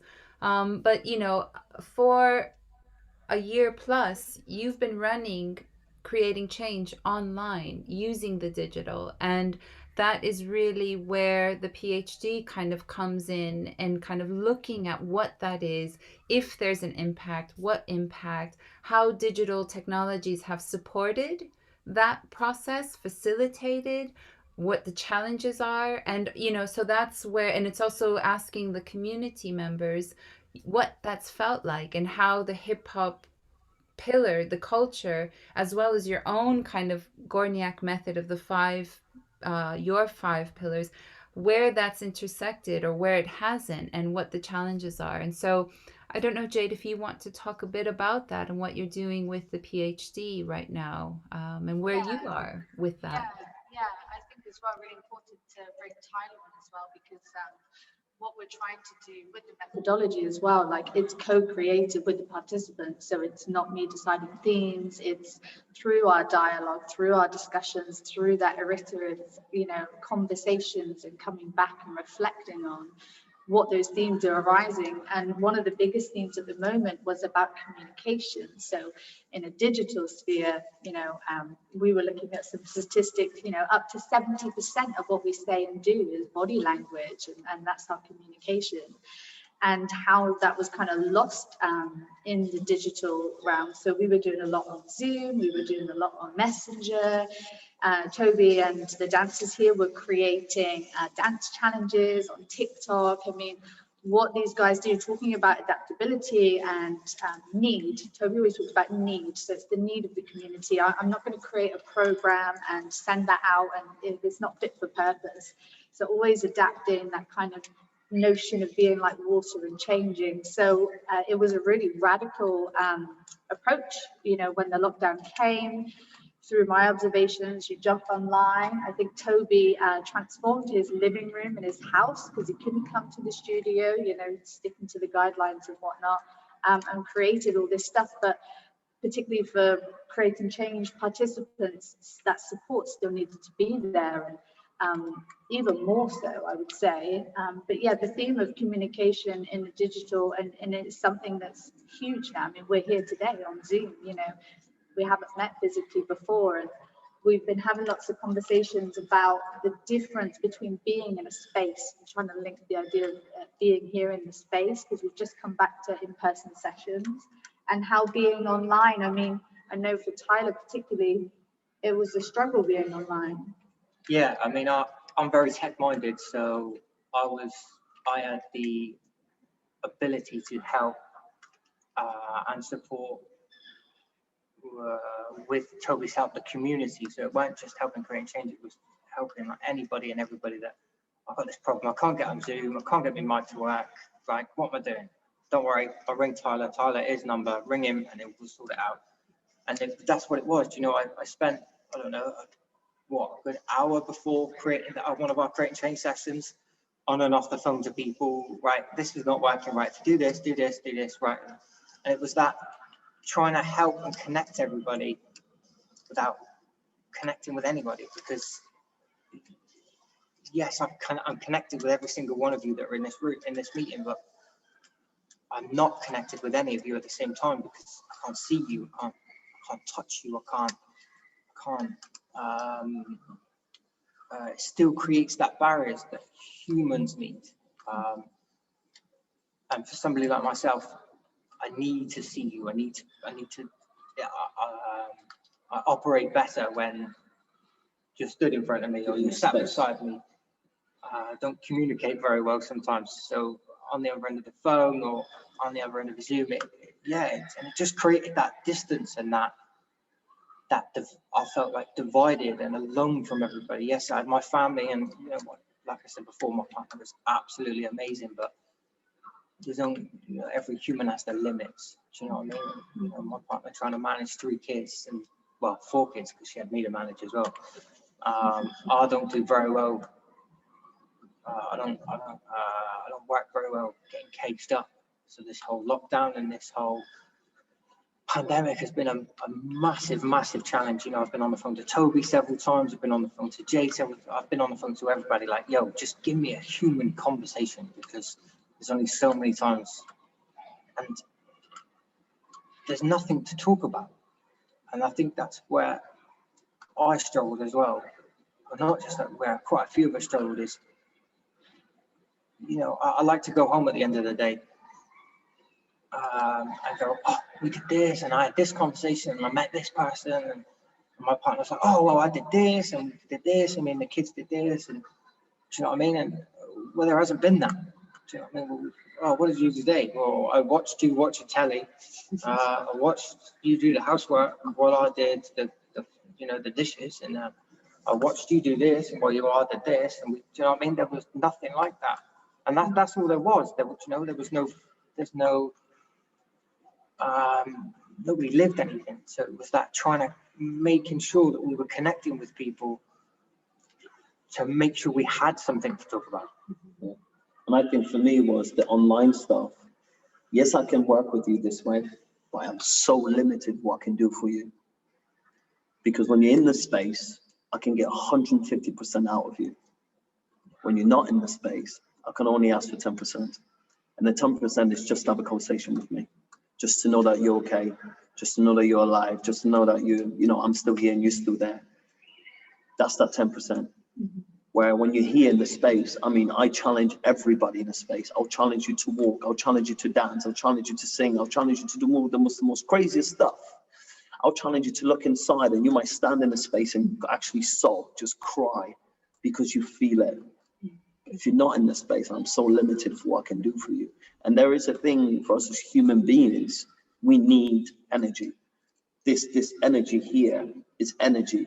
And going back to the Romani culture, I love my Romani culture because it's energy. It's just pure energy. You meet anyone from the Gypsy Roma culture, hello my brother, hello my sister, hello this, and it's like talking, there's all of this, it's vibrance, it's energy, it's color and everything.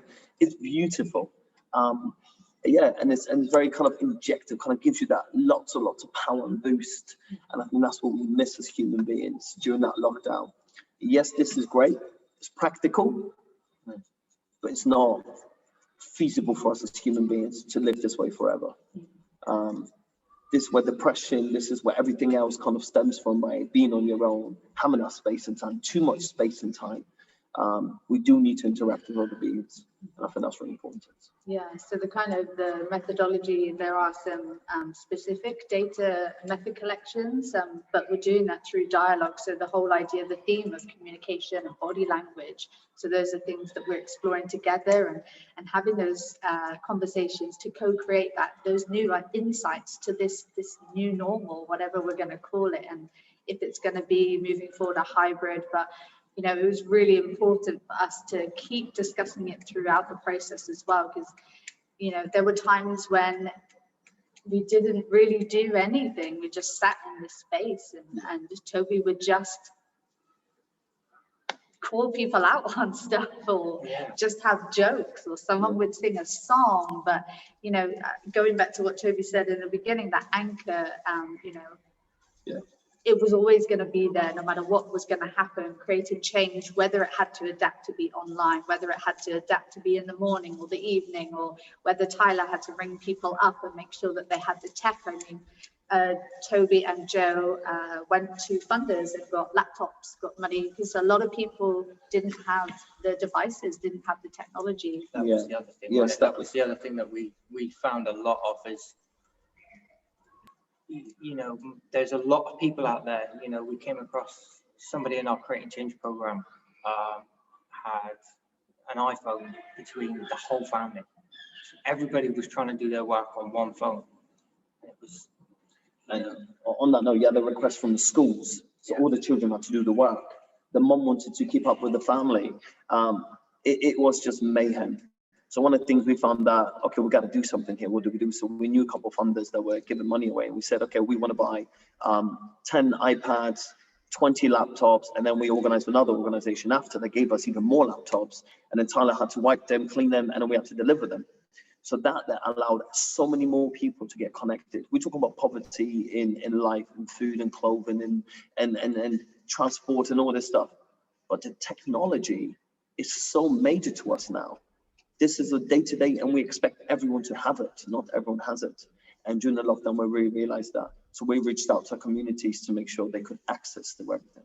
And I think that comes back to the practice as well. The theory, everyone was, particularly online, they were dishing out the data of people being, IC literate, didn't have the devices, families were struggling, but yet you guys knew that information and you actioned it, you changed it, you put the support in place. So I think that's really important, that you are reactionary to the needs of the community, and that's something that we're having constant discussions about.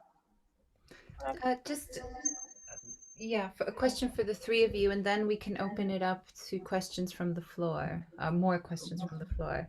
But do the three of you, I'm just curious how you feel about this idea of a PhD kind of looking at, creating change and what Toby's doing or not doing. And so do you think that yeah, is there a tension there? Has anything shifted for any of you? Yeah, just kind of want to. Brilliant. So for me, with the PhD, it's opened my mind when I'm talking to and about education. Personally, I think education is good for your English and maths, but otherwise we struggle as human beings with that. Or that was my experience in school. Something I always felt that education was too rigid, too stuck in its own little way, and it was very old-fashioned. I felt it was outdated because remember what we did 100 years ago, we still do today. So to me, some of the education is outdated. It needs to move forward, it needs to change, it needs to grow, but it hasn't yet. So for me, this shows me growth. This shows me hope. This kind of taught me now the best way ever to change the world and what I do is through education. Because who trains the police officers? Education. Who trains the lawyers and solicitors? Education. Who trains the doctors? Education. So if I can get into education, I can change how people see me, how people understand me, how people understand the culture and everything that I do. So I understand now that PhD is a massive door opened to change the future of what I'm doing. So for me, this was a massive eye opener because personally, I'm not too happy with education. It's very kind of old school, old fashioned, outdated, and it doesn't do what it's supposed to for me personally. It taught me how to do my reading and writing and taught me how to do my maths. Yes, I've got that. Anything else, I don't remember from school. That's the only things I took from school. The only thing I took from life in my Romani culture was family, was values, was experience, was hustling, was getting up in the morning, having that personal drive. Like I said before, if people wanted to really teach us education, why don't they teach children a medicine? Why don't they teach them how to do first aid in primary schools? It's if you talk about education and life and what's valuable, to me, that's valuable. Learning how to speak how a king did so many centuries ago, don't see the value. Knowing how to save someone's life, valuable. And to me, those things are education. And to me, where this PhD is going now, I see the value. And I'm so grateful to have the opportunity to be part of it. And so honored that you've helped me and helping us on this journey. And to have Jade part of this whole thing is phenomenal for me because I would have never, so in my life, never thought I'll be involved with education. Because I failed in education. Education made me feel like a failure all my life. Till I discovered hip hop, then I felt I was worth something. And it was different because it wasn't education. But today, I feel proud and honored to say I'm part of it. And I'm going to make a difference, make a change. Like water, huh? Like Bruce Just Lee. like water. I'd like to draw it back to Bell Hooks, and in the book Talking Back, she says if we're only ever having conversations and insights and knowledge from the same settings, the same institutions, the same minds, the same perspectives, how are we ever going to progress with anything? So for me, this PhD is, in a sense, a little bit radical, a little bit innovative, but that's growth, that's progress, that's the hope that Toby's talking about. If we value these places and these spaces and these people, then the whole world is in this kind of transition of what is going to be the new normal. How are we going to make things better? How are we going to fix things? How are we going to come back stronger and more resilient? And I think, we often talk about the universe aligning. I don't know what your kind of perspectives are or spiritualities are or whatever, but the time of the world, the kind of vibe of the world, the tone of the world right now is looking for new things, looking for that progress and that hope. And again, we talk about bridges, and I'm really, really, like Toby, honored to be able to add a little bit to that, a little bit of new insight, a little bit of co-creation with non-normative voices, and to keep pushing forward. I don't understand that question. Sorry. So this project, so creating change, it has always, it's done its thing. It's been going forever. You're part of it. You're in it. What do you feel would be or what is the importance of the PhD? Do you see any importance of it? I don't know how I don't envy what you do with the PhD. I worked with Toby for a long time, and even to this day, I don't understand how he works. So I think because the way Toby works and the way we are now, some of us are now changing to not work the same way, but a similar sort of concepts. To put that down on paper, I don't know how you would do that. Do you know what I mean? Somebody asked me once, if you could create something about creating change in a bottle and sell it, what would you put in that bottle? Well, I don't know. I don't know. I can't find the right language, the right movement, the right way, any way to explain it simply, other than we create change. That's literally all I got. So the fact that Jade's trying to make a PhD about it, I honestly take my hat off to you. But I think it's the point of the PhD is that all of us are sitting down, kind of deciding what's going to be in the bottle, what the label of the bottle is going to be like, and then how and when we decide that bottle goes to mental health, to doctors, to schools. And so it's just the PhD, you know, when we're at school, a lot of it is about kind of traditionally how schools are run is teacher student kind of takes. It's not always that exchange the way Toby kind of, you know, and others kind of can think about education. The master's and the PhD is about creating new knowledge. It's about creating new uh, evidence or new things that say actually this is an idea and this is the kind of work that supports that idea. So your voice is part of that work. Toby's reflection, we're talking about his process, is creating that kind of proof that actually the bottle we're trying to build and that label matters, and this is why, because A, B, and C. So that's kind of what we're doing. We're generating new knowledge, new ways of talking, new ways of saying this matters. Maybe not to everyone, that's okay, but someone. And so that's why, you know, Jade is going through this process with everyone. And everyone in this room is also part of that because they're helping us think through this. So yeah, so that's what Jade's doing I just with say your help and with Toby and with sorry, Rosa, can I just say something on the subject of PhDs, because mine was generally on hip hop and the concept of choreo policing and how people are made to move in a certain way. And when I went for interview in 2014, I was just laughed at. You know, I was hit with big words. What do you think the phenomenology of that is? And I was like, what? I don't even know what that is. So there's a certain language. Once I started it, it's just an obscure language. An Oxford professor described it to me because I read a presentation and it says something like navel gazing of the post-colonial. And I was like, what is that? And she went, oh, belly dancing. You're talking about the performance of the academic. And because my background was theatre and acting, once I saw that, and I watch academics now and I think, oh, who are you performing to? Are you real? And it's a language that's made to keep us out. So I remember being with Robert when Artists for Artists launched, and they asked me to do a presentation on, I call it the unsteady state, which is a state that hip hop dancers move in because of coercion, mentorships that they're forced upon them and funding. And me and Robert had a discussion because my original presentation was quite dense in language, but we came to a compromise because when I gave it, I said, look, guys, I'm going to use some of this language and we can stop at it and explain it because that's the language that's used to exclude you. And I think these considerations, you know, rather than patronizing my audience and saying, right, well, this actually means, these kind of subtle ways of approaching it are important. And also within the academy, I was doing a practice research PhD, working with hip hop artists, and the academy still frowns on practice research, never mind hip hop.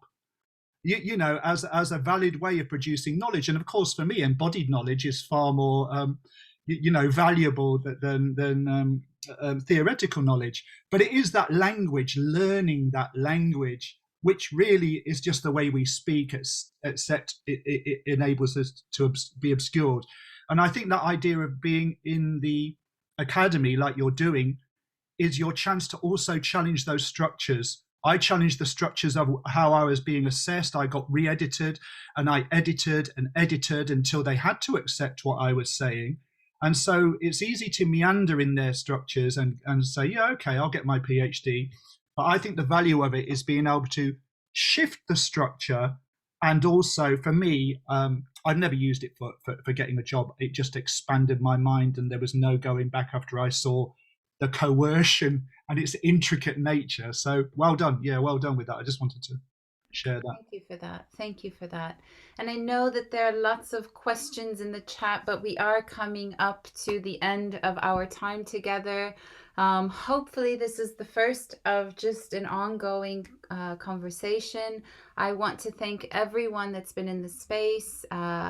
Robert, Jade, Toby, Primito, thank you so much, and just everyone. So as we've been doing throughout the 3 days, there's an intro and there's an outro. So Kozer, if you could please cue our outro, and this is your moment to have a stretch, go get a drink, and come back hopefully and join us, because we are going to look at DJing in the last strand of our time together. So we'll have DJ Kung Fu and Dan Su from Lyrics Organics, who will be talking about their process and music and DJing and education. So come back. But for now, thank you for joining us. Kozer.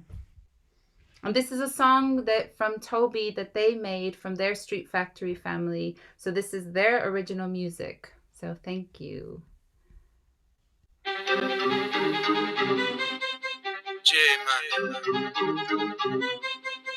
Lincoln, big on my Street Factory family.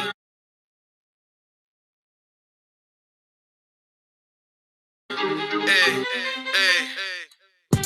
We do it for the family, we do it cause we can. We'll recognize real STF, that's the fam. We do it for the family, they do it for the gram. We'll recognize real STF, that's the fam. That's the fam, that's the fam, STF, that's the fam. That's the fam, that's the fam, that's the fam, STF, that's the fam.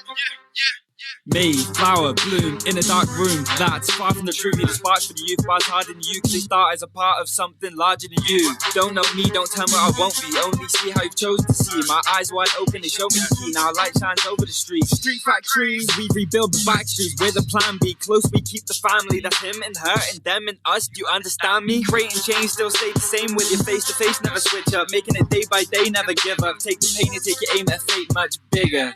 We do it for the family, we do it cause we can. We'll recognize real STF, that's the fam. We do it for the family, they do it for the gram. We'll recognize real STF, that's the fam. That's the fam. That's the fam, STF, that's the fam. That's the fam. That's the fam. That's the fam, STF, that's the fam.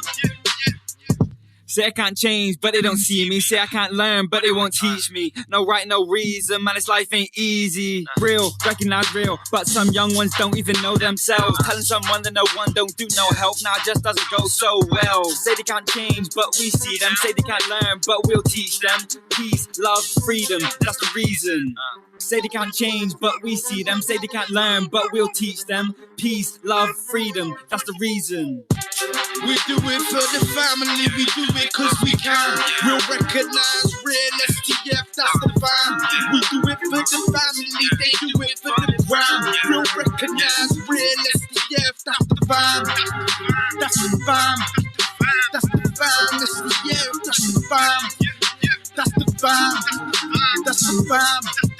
That's the fam, STF, that's the fam.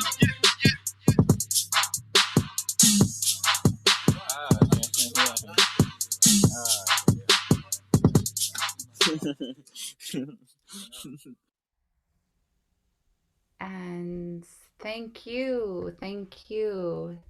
So I just want to do a quick tech with DJ Kung Fu and Dan. Are you in the space?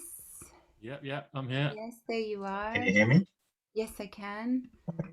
Hey there. And there's Dan. So, all right. So we will officially start the second panel and the last panel of the 3 days. So, Kozer, can I please have the teaser, please?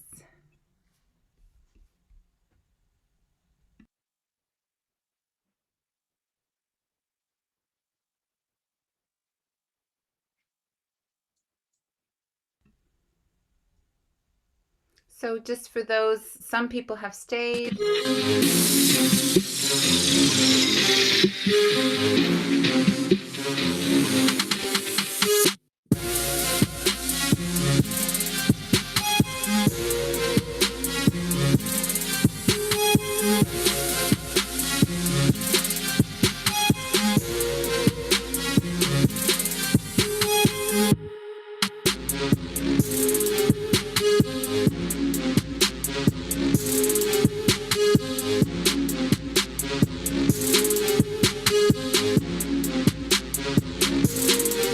Hip-hop for me is a very contradictional practice.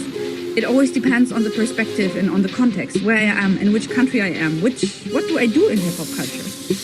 For me, in breaking, it's something very strongly based on community, so it can be very including, empowering, and it can be a space where I can really express myself. But in the same time, it can be very excluding, it can be very male-dominated, and we as the women in the culture are still fighting for our platforms and our places and to shine in this culture.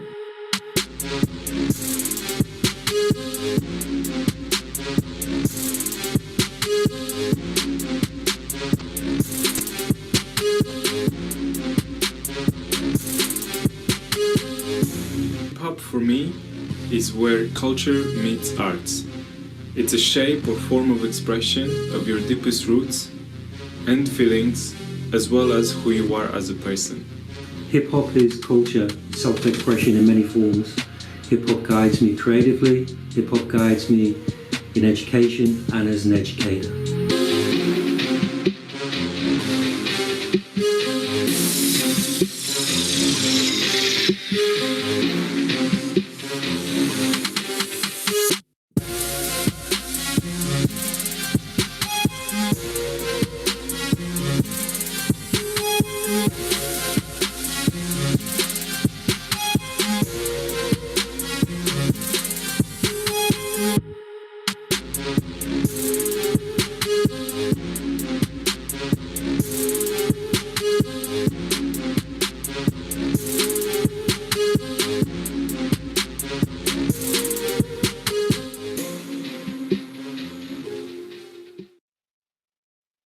Yes, welcome to the third and second panel of the day. This is our last panel, so no pressure, gentlemen, no pressure. Thank you to all who have stayed or who are joining us or who have been dipping in and out. We've been having lovely conversations, some challenging, some kind of, reflecting on different topics, the 5 pillars of hip hop in very different ways. This is Talking Back, hip hop through research and practice. So it was really, I'm quite grateful to be able to sit down with you two gentlemen. We have DJ Kung Fu and Dan Su from Lyrics Organics here. Did I say that right, Dan, or did I get it backwards? Because I always get a bit. So yes, just reminding everyone that this is a community. We're here to challenge, reflect, but to do it with love and kindness. I don't need to say that because we've been doing that, but just as a little kind of so that Dan and DJ Kung Fu, should I call you Adil or DJ Kung Fu? I don't know. Adil's fine or Khan is fine as well. It's up to you. Okay. You don't need to say the DJ every time. So yes, as you guys are joining us today and miss my kind of little blurb, I feel that you should know that. It's important that each session kind of has its own identity as well, which is why we have an intro and we play that teaser film so that you can see that this has been an ongoing conversation with people for the last few days. And I've relied a lot on the team. We have Maria, who's doing social media, Marius, who you know, Adil, who's doing some recording and helping us and has been a co-organizer in the event, who connected me with you. And we have Kozer, who's our guru in the background, running the tech, making it look easy making it easy for me.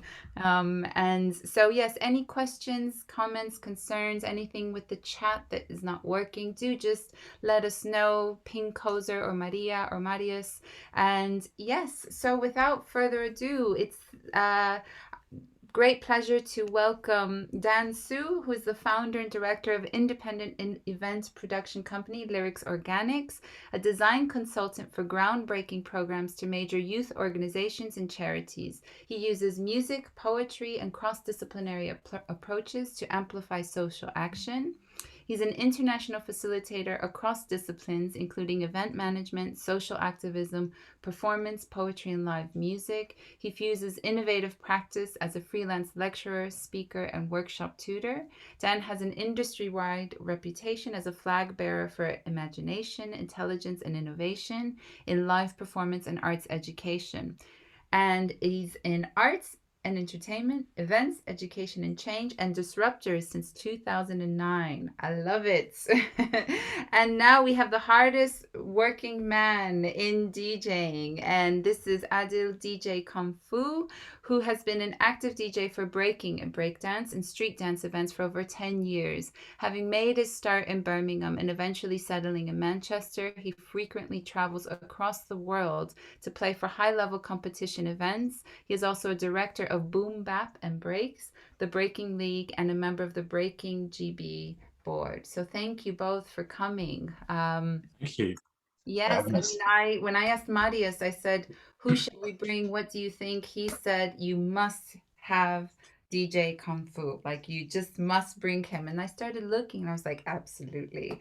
And I know Dan from working with the Common Ground Commission, and you and I kind of sat down and had a chat around that work with my artist residency with Common Ground, Seasons for Change, which is looking at climate justice and how arts supports that. So both of you are living, breathing, and are music, and in so many different ways. So if you could both just kind of present yourselves. I had a wordy presentation, but if you could just describe yourselves, yeah, that'd be great. Sure. Well, thank you for inviting us, Rosa. It's a real pleasure to be here. It's been a bit of a mad week, as you know, so I can't tell you how happy I am to just be here, be present, and enjoyed the conversations, which were absolutely fascinating. Shouts to Street Factory. Yeah, I guess, how do I present myself? I am hip hop. That's kind of how I'm going to present myself, as I'm sure a lot of people here are, because hip hop is beyond the music. It's perhaps even beyond the culture. It's a sense of being, and I don't say that lightly. It's something that I've taken through my work. I started Lyrics Organics in 2009, and the fundamental concept behind Lyrics Organics was exploring the lineage of hip hop. So I was interested in subverting traditional live music gig format. And so we put hip hop and poetry and folk music together. I mean, I think everyone here would be, fairly confident of the kind of the relationship between all of them, but there's not many promoters who put hip hop and folk together in a way which isn't cheesy or just for kind of entertainment purposes, and really looking at the depth of words. And that's kind of something that we've carried through. We're called Lyrics Organic, so we're very much about the kind of the poetry within hip hop and the stories and the narratives within hip hop.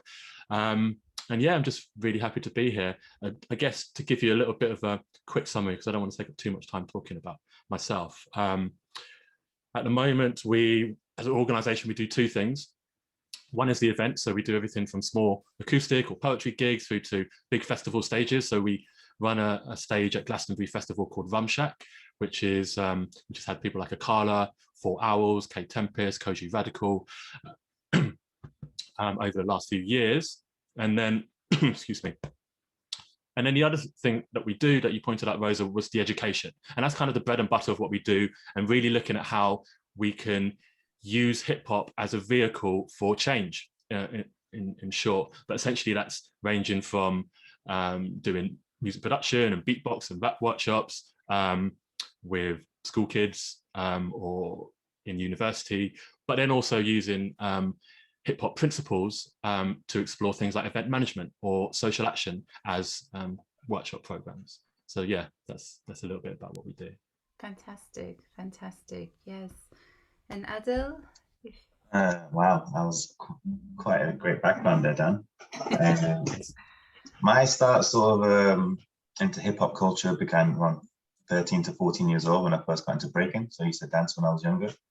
And because breaking is such a purist form, like when you get introduced into breaking, you really get introduced to the cultural side of what hip hop is, not just exposure to the rap music in the charts, you know?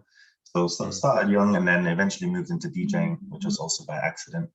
It was just a friend who was playing a vinyl only night and I asked for a song. He's like, I don't have it. If you buy the record, I'll play it. Bought a record and I haven't stopped buying records since. You know? So that's sort of how I got into DJing, very innocently. But since then, I've been playing a lot for breaking events around the UK, some of the biggest events to the smallest community events. And in the last few years, started playing abroad more for higher level international competitions. And it's, I don't know if you've ever been to a breaking event yourselves, guys, but you know, it's very, you can feel the culture in the breaking event, the hip hop culture. You have the music, the DJing, still very as close to as the roots as it can be, you know, while remaining contemporary. Breaking is the original dance of hip hop as well. And you have this connection between music and dances, and it's a very instant connection you have because you get the feedback straight away. If the dancers don't like the song, they stop dancing. Unlike in a bar or club where they might still just hover around. So, you know, you have to really be in tune with the dancer's needs as a DJ for my specific niche.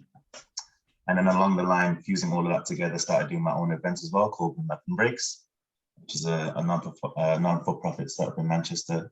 We've done a few events over the last few years. The last couple of years have been a bit difficult with COVID going on. But the focus on the event itself is purely on the music side of breaking, because as the dance has evolved in the last 30, 40 years, so has the music and the relationship with the music that breakers have. So I really wanted to focus on an event where if you enjoy a particular type of music, which is hip hop, rap music, instrumentals, slower paced songs, then this event's for you. So, you know, it's music first, competition second. So, you know, it's a niche within a niche of breaking, if you will. And then we have also expanded that into doing DJ workshops and tutorials to kids and to adults as well. And, you know, putting on dance workshops with some international artists that we have as guests at the event. And then down the line of that journey, I joined the Breaking League, which is a youth league that we do around the UK for kids, 16 and 17 and under. And then also got asked to be part of the breaking committee for the Breaking GB board, focusing on trying to get breaking further into the Olympics and the UK representation at all levels. And here we are today. Yeah, that's incredible. It's really lovely. You know, both of you are using music and, you know, hip hop in various ways, and kind of, you know, there's a strand of activism in there, and also you know, but still honoring the kind of essence. And, you know, Adil, you talked a bit about the energy, and you kind of getting that instant feedback from the dancers or from the space. Can you, and I don't know if Marius, if you want to kind of, you know, because you two have worked together, you and Marius have worked together. So I don't know if you want to kind of talk about that relationship, because, you know, we've separated the day into these 5 kind of pillars, but they're all interconnected in many ways. And so it'd be lovely to kind of hear a little bit about an insight, because yesterday Marius kind of showed us the foundation of you know, how he trains, and then started to talk about, you know, in Russia they might do this step like this, or in France they might. So, you know, it was really lovely to start to see that nuanced component to the dancing. But it'd be nice to hear how you two met, because just to say, Dan and Adil don't know each other. You know, so we've had different panels where they did know each other. So there was a kind of real established friendship there. But you two don't know each other. but already we're seeing that there's a lot of kind of synergy there. So But Marius, just before you yeah. jump into that, I just wanted to say, the fact that we don't know each other, but we come from the same community, hip hop, means I already feel that I know a piece of Adil. And when you said about the energy inside a space and it feeding like hip hop and being really kind of visceral in that sense, I was totally with you. And I think, and it made me realize that I feel most like myself in those positions. And I'll talk a little bit later about code switching and stuff, but I just wanted to acknowledge that because I thought that was a really strong point. Absolutely, absolutely. I mean, both we can, and I think the days have kind of shown that, in the first panel, different people were reflecting on, kind of being next to each other and the importance of that and how, whether it's body or the music and that relationship, we just kind of, hey, there's an instant kind of moment there. So yeah, I don't know, Adil, if you or Marius want to Yeah, I'm happy to have Marius over. Mine and Marius' relationship goes back quite a few years now, actually. Because in hip hop, you have what's called crews, and a crew can be a mixture of dancers, MCs, different styles of dancers, graffiti artists. And me and Marius are also part of the same crew. We have been for a few years. So that's how we initially connected, was through breaking. And then, as we've aged, we've all branched into different things. And he's gone down one route, I've gone down another route, but we're all still very connected and end up working a lot together, which is still fantastic. Hey, Marius. Hey, Adele. Hey, Dan. Yeah, I mean, it's for myself. I think back in the day, if you're a b-boy, you're kind of focused only on the b-boy side of things. You weren't kind of collaborating with a lot of different artists or hip hop artists and stuff like that. But now, I think in this time, people are starting to collaborate more and to work more from like different aspects of hip hop, and combining DJing with breaking and so on. So when I joined the crew in Birmingham, I realized like obviously Kanfu was a DJ and people were doing different things. And I think that the first time we met, he was busking in Birmingham. He kind of came by and then he dropped around and I was like, oh man, you're like breaking as well. That's amazing. And then we started talking and we connected on so many different levels. And that's what, brought us together. Although some of the people from the team that we had in Birmingham, they're not as included in the hip hop culture now or breaking because they have different other responsibilities and they chose different lifestyles. Me and Adil and a few other people have stayed in it, and are consistent with the work that we're doing. And, we just kept in touch and we just keep challenging each other in a way, and we keep evolving as who we are in the hip hop culture and in breaking and in DJing, and we keep having those conversations just to motivate each other and inspire each other with work. And I think that's really, really important to have. So yeah, this is kind of how we met and how we keep that ongoing conversation. Yes. And I'd love to hear a bit more about kind of how you're using music and hip hop in your work with, youth and within education, because you're both doing that in different ways. And so if you can talk a little bit about that, that'd be wonderful. Sure. It's definitely very similar to the approaches that we all have when it comes to workshops, which is trying to show a element of hip hop culture, whether it's one of the four main branches, if you will, like hip hop is made of Emceeing, DJing, dance, and graffiti or writing. So it's just sharing that in its purest form as possible with kids. So, if I'm doing a DJ workshop, I'll try to focus on a little bit of the history, not too much, but, dropping some history here and there for the kids to pick up on, just so they know that where it comes from, it's not just a thing, it's, that, hey, it came up from nowhere.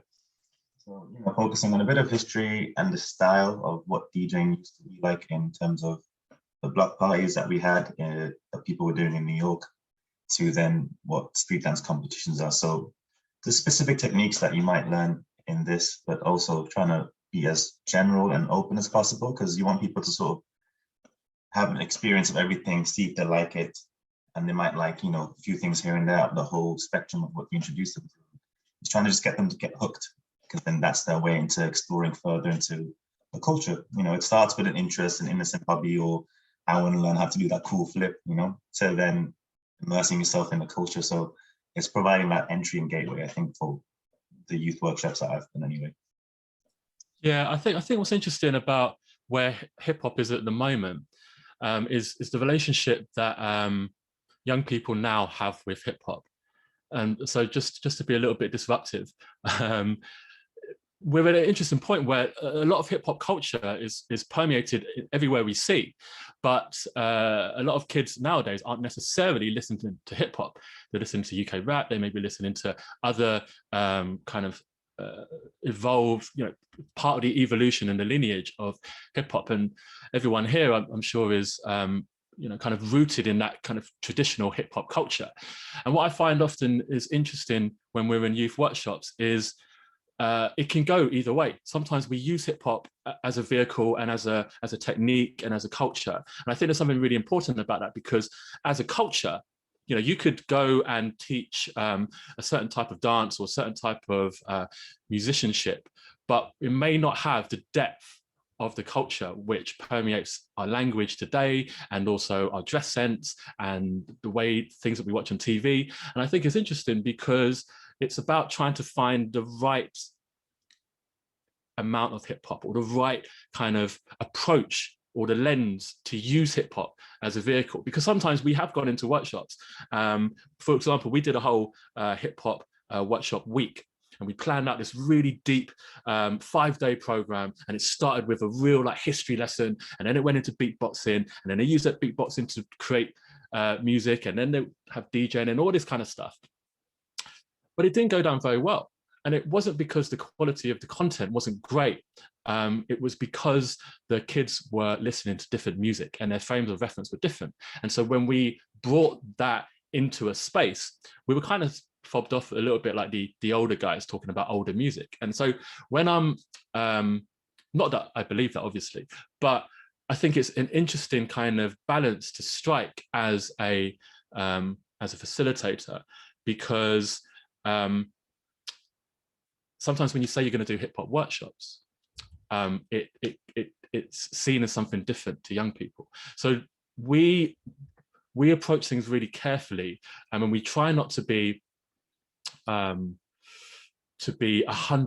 pure hip hop. And I think that's something really unusual about our approach. And I don't want to sound like I'm not pure hip hop myself, because I totally believe that. But there's also this kind of fine point of wanting people to love hip hop as much as we do, but not necessarily projecting it to assume that they will. And I think that's I think that is the kind of the key to the longevity of hip hop as an educational tool. And have you know, when you kind of have maybe refined or kind of changed this and adapted this approach, have you seen a change in the way some of those workshops are kind of, the impact or the reality or what's happening in the workshop since you've kind of shifted your approach? Yeah, I mean, I guess this is just, I mean, a lot of people here work with young people in workshops, and I think regardless of whether it's hip hop or culture or history or whatever, it's really just about meeting the young person in the middle, and then kind of going from there. And so when we started kind of applying that approach to, you know, because it's difficult, a lot of people here, you know, seek funding and then deliver the workshops without funding. So you kind of have to have a preconception of what you're bringing into the space before you're actually in the space. And that's kind of like the tricky thing. So I spend a lot of time designing education programs, and it's kind of a lot of funders like hip hop because of everything, all the beautiful stuff that we know about it. But sometimes you have to change that tact when you're in the space. And so I guess in answer to your question, Rosa, it's just about meeting them in the middle. And it normally starts off with a simple conversation, which is, what are you listening to at the moment? What did you listen to on the way here or when you woke up? And I think that's kind of a bit of a key, because for me, I always ask that question of any stranger, because I feel like I know a piece of them if I know what music they've been listening to that day. And so I think it's just about the same when you approach young people. Thank you. Thank you. Yes, Adil? I completely agree. I've had that same experience before where you have a plan for a funded workshop and like, okay, cool, we're going to go deliver these workshops to these kids, you know, whether it's your 7s, 8 or 9s. And then, you know, by the second or third day, they start being really honest, like, oh, we're finding this music boring, as, you know, one kid said to me. And that's because I'm just I've picked songs for them to practice to that will be easy to follow and understand rhythmically, and structure the music, you know, and what you're hearing, because you don't want to flood them with too much information right at the start. But, you know, come the second day, they're saying, can we kind of play this kind of music, you know, the stuff in the charts or whatever they're listening to, UK rap stuff. I'm like, okay, cool, not a problem. Let me just go make sure I have a lot of clean versions of these songs for you guys tomorrow, you know, and, you know, we just have to adapt as we go along. But I think that's a great part of what we do. It's not so structured to the point where we don't have any freedom to really adapt the teaching for the pupils, which is exactly what the intention is at the end of the day, is to have the kids enjoy themselves as much as possible while still experiencing, you know, a purist culture, a positive culture, and a positive aspect. Because if it wasn't for this hip-hop thing, we wouldn't be doing these things in the first place, right? But then, you know, at the end of the day, remembering it's about them having fun and then giving them a space to ask and explore if they're really interested into finding out more about things, you know? But I think there's something really interesting in that, because what you just said is that the power of adaptation. And I think adaptation as a facilitator is something which is intrinsic from anyone who comes from a hip hop background, because of ciphers, because of battles. These are immediately formats which necessitate quick thinking and adaptation, but also, you know, connecting with the people in the space. And this is the thing which is particularly unique about hip hop culture, is that you develop this sense of not only belonging, but also a process. And I guess that's kind of what we're talking about here, is the flexibility and the versatility of a hip hop rapper or dancer or beatboxer is essentially, if you said beatbox now or let's battle now, you should be able to do it. It's kind of foundations, right? So I think there's something really beautiful about coming from the culture that we do, which is ingrained that it's, you know, you can do anything at any time. And on that point, just two comments. One, you know, throughout the event, but Robert, who is in the space, has also kind of mentioned the importance of framing the historical side, but also kind of continuing to allow it to have its living, breathing kind of space. And I think all of us in the room would agree with that. And on process, I saw online, Adil, that you made a video on your own process of how you create and kind of putting things together and ideas. So I'd just like to share that film with everyone. I did my homework. No, because I feel that, you know, another thing that's emerged from the days is, you know, we see kind of the tricks and the sets of the music or whatever it is, but there's a whole process that is happening behind the scenes, the training, the thought process, you know, whether it's a great workshop, whether it's a great set, you know, all of that does take a lot of time and energy, and it is just a process that's messy, that's tricky. And so I just want to kind of honor that by showing this film, because I loved also that you put that out there. You didn't share any tricks, as you say, but you did kind of highlight that. So if we could have that film, Kozer, that'd be great.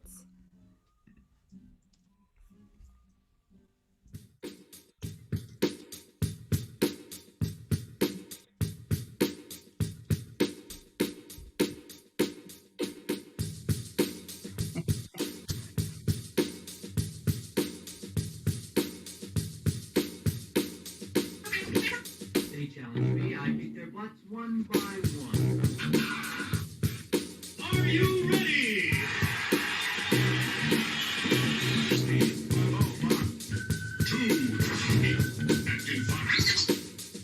Impact in 5 seconds.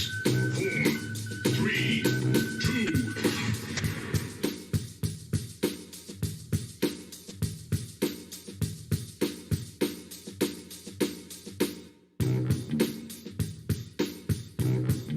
Love this bit.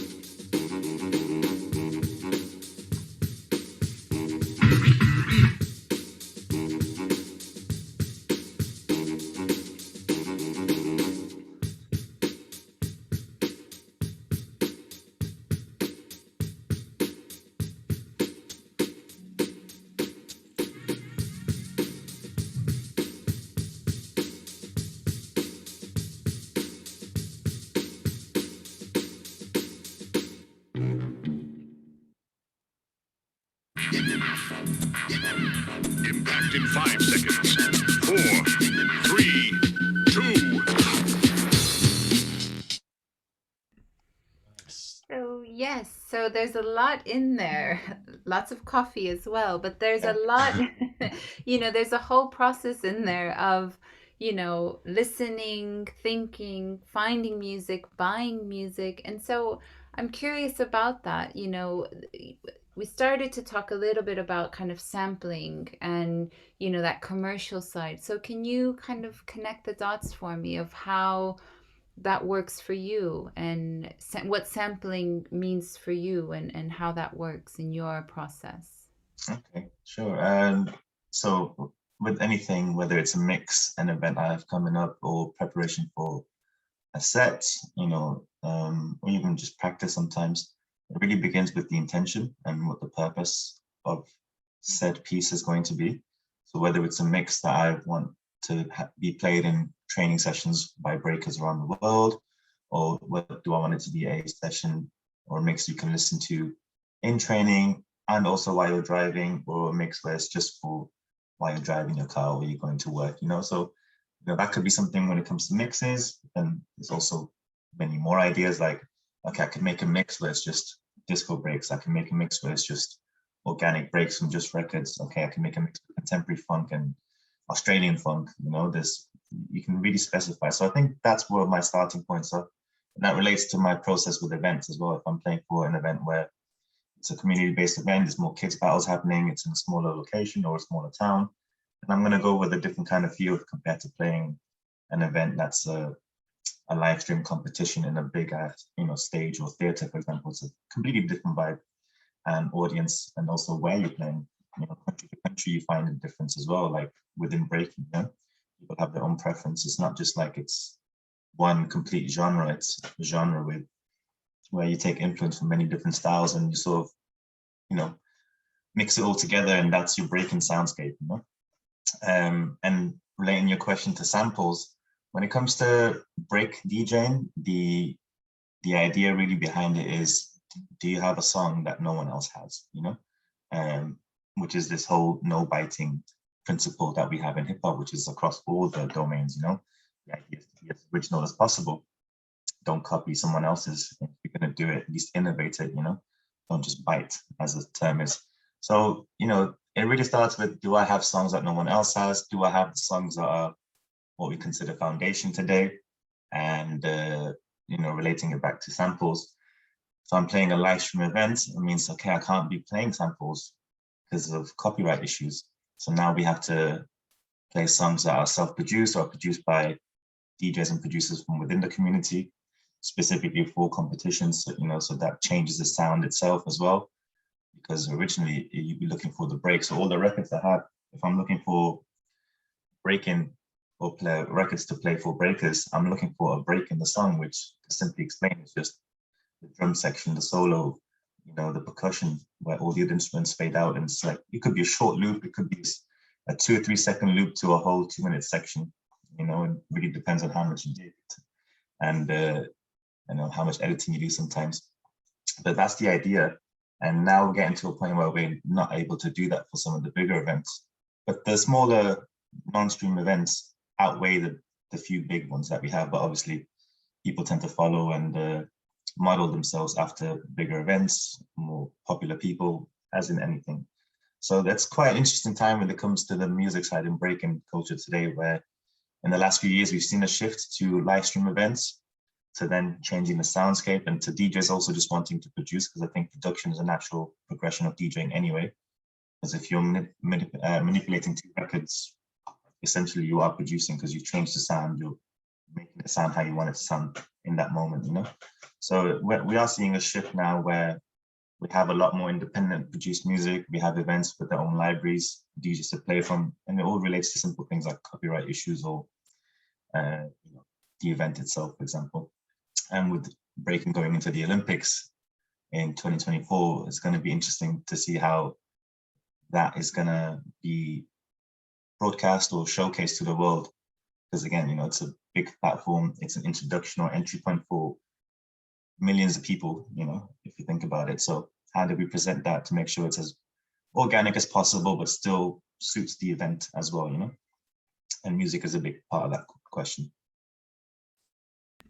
Thank you. Thank you. Dan, I saw you nodding your head a bit. Was there anything you wanted to say, or because you also, I mean, I just think, you know, are yeah, you do lots with music online and in different platforms, and bring live music together with, you know, I've seen some of the stuff you do on Twitch. So yeah, so if you yeah, I mean, we've been doing a lot of live stream stuff. So as soon as lockdown happened, we basically started doing live streams. We started doing twice a week, and then less when we realized how bloody tiring it was.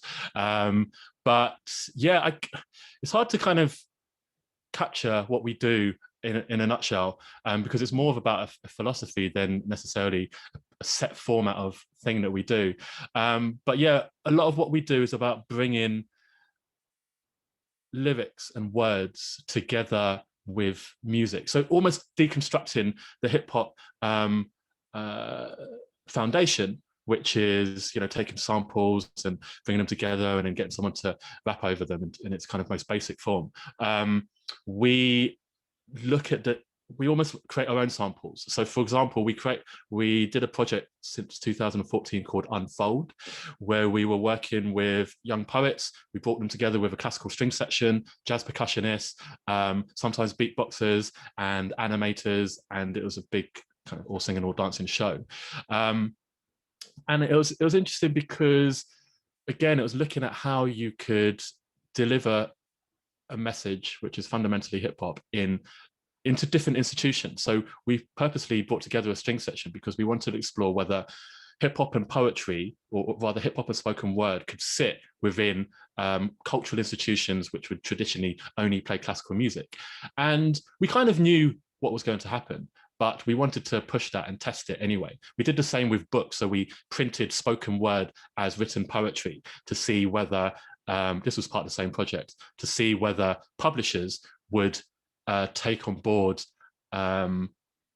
spoken word when it's not in its kind of traditional written poetry form, because there's a lot of stigma between spoken word and rap and written poetry. They're just not seen as printable. And this is something that's been going on for hundreds of years, in fact, in fact, across cultures where vocal art forms and vocal cultures are not seen as intellectual. And I think that's something that we try and push against a little bit. But I think going back to what Adil was talking about process, I think it's, so just to also mention, I run the UK Beatbox Championships, and I also run the Mexican Beatbox Championships. Don't ask me why, totally random. But it's amazing, and it's really interesting to see how the process changes with both of them. So for example, in the UK, we have a really very well-established beatbox scene, arguably one of the best in the whole world, apart from, I don't know, maybe the US and France. But it is, in terms of the kind of the process of creating an event like that, it's very much in the kind of traditional live music format. It's like book a venue, you know, book a stage, book your artists and so on. But I guess the key thing which is different is that it doesn't make any money. The UK Beatbox Championships is not designed to make money at all. We've been doing it for years. We sunk loads of money into it, and we do it because we love the culture. Now, Mexico is a slightly different thing. In Mexico, the live event scene there is quite different. It's very much sponsored. So whereas here, you know, I've been running events for the last 12 years and hardly got any sponsors. Whereas in Mexico, the live music industry almost entirely exists on sponsorship. And so the process of creating events for hip hop culture becomes fundamentally different. So, you know, when you're dealing with sponsors, you're kind of leaning in a little bit into what they need. And there's an element of it which kind of dilutes the scene and dilutes the culture. That said, whereas UK has a really well-founded, long-established scene, we would have gone into something like the 15th UK Beatbox Championships. It's been going on for a while, whereas in Mexico, that was basically their first one in like 10 years. So, you know, it's interesting when we're talking about process. My process is, I mean, I DJ as well, but not to the levels that Can Food does. But my process is about communities and cultures and events in a slightly different way than something as tactile as DJ. Great, thank you. And it's quite lovely to hear, you know, how the difference between, you know, in different countries, how a strand of hip hop or, you know, one of these practices differs. And yeah, so thank you for that. And I just also want to honor the chat. People are using the chat a lot, so thank you. And would anyone like to ask a question or just make a comment or reflection? Because there have been lots of things kind of coming in and out, and sorry, I haven't monitored it as well as I should have. No, there's some great questions in there. Yeah, let me scroll up. Tyler at Street Factory asked, which I'm really interested to hear Adil's answer to this. What do you guys think is the difference between the old school hip hop and the new hip hop from a DJ point of view? That's what Tyler said. Old school hip hop to today. Well, if you look at what hip hop was right at the beginning, it wasn't rap music, you know, it was those block parties and those street parties played what was popular and what was good for them, which is the funk, soul, rock music of their time, you know. And then as rap started to progress slowly from partying to actually being pressed on records, we started seeing hip hop music, you know, take a place in a DJ set, for example, you know. And what's interesting also is that back in the day, you would be a specific DJ. You wouldn't be multi-genre. You would be a disco DJ or a reggae DJ, and eventually a hip hop DJ.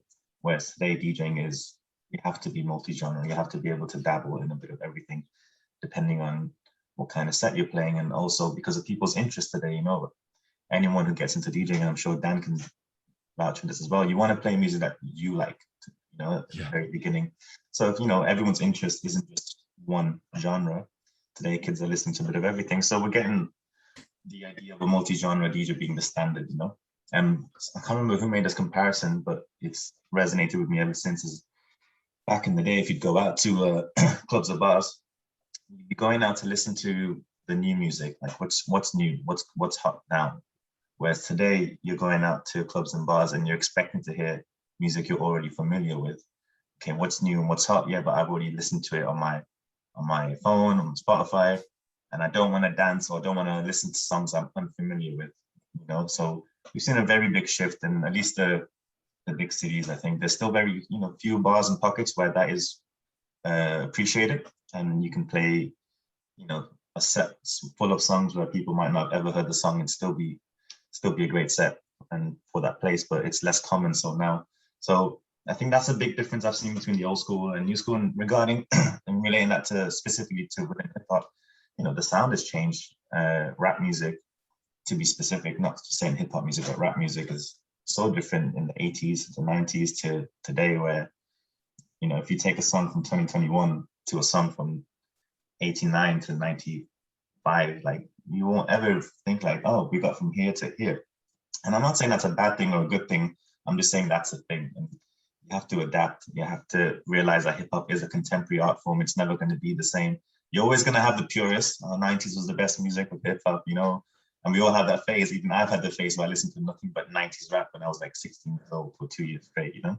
But I think as you mature, you sort of realize, okay, cool, we have this today. The kids, you know, this is what the kids' music is today because it's their generation. They're making it. So you have to give them that space to do it. And then, you know, somewhere along the way, you will be able to fit a mix of the two things. You know, I can play a set where I play older rap music to current rap music, and if I do it in a way that makes sense, it's going to get appreciated, you know?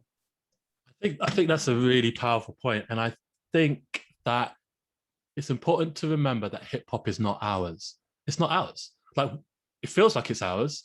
I wake up to it and I go to bed with it, you know, mentally every day, but it's not ours. And I think this is a key point, because there's an element of that whole 90s hip hop was the best. It was never better than 93, 94.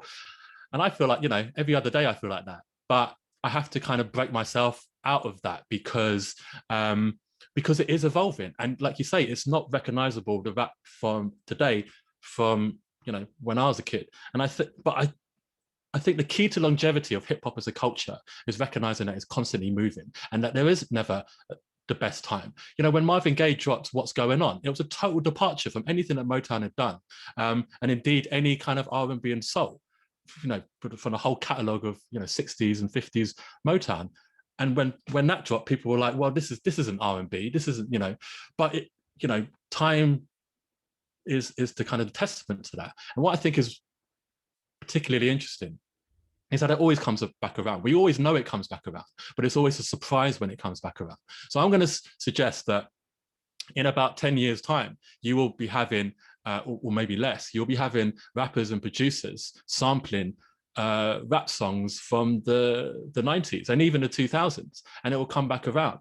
And I think, yes, absolutely, there's a distinction between old generation and new generation, but I also think the new generation doesn't forget the old generation. Let's think about how you got into hip hop.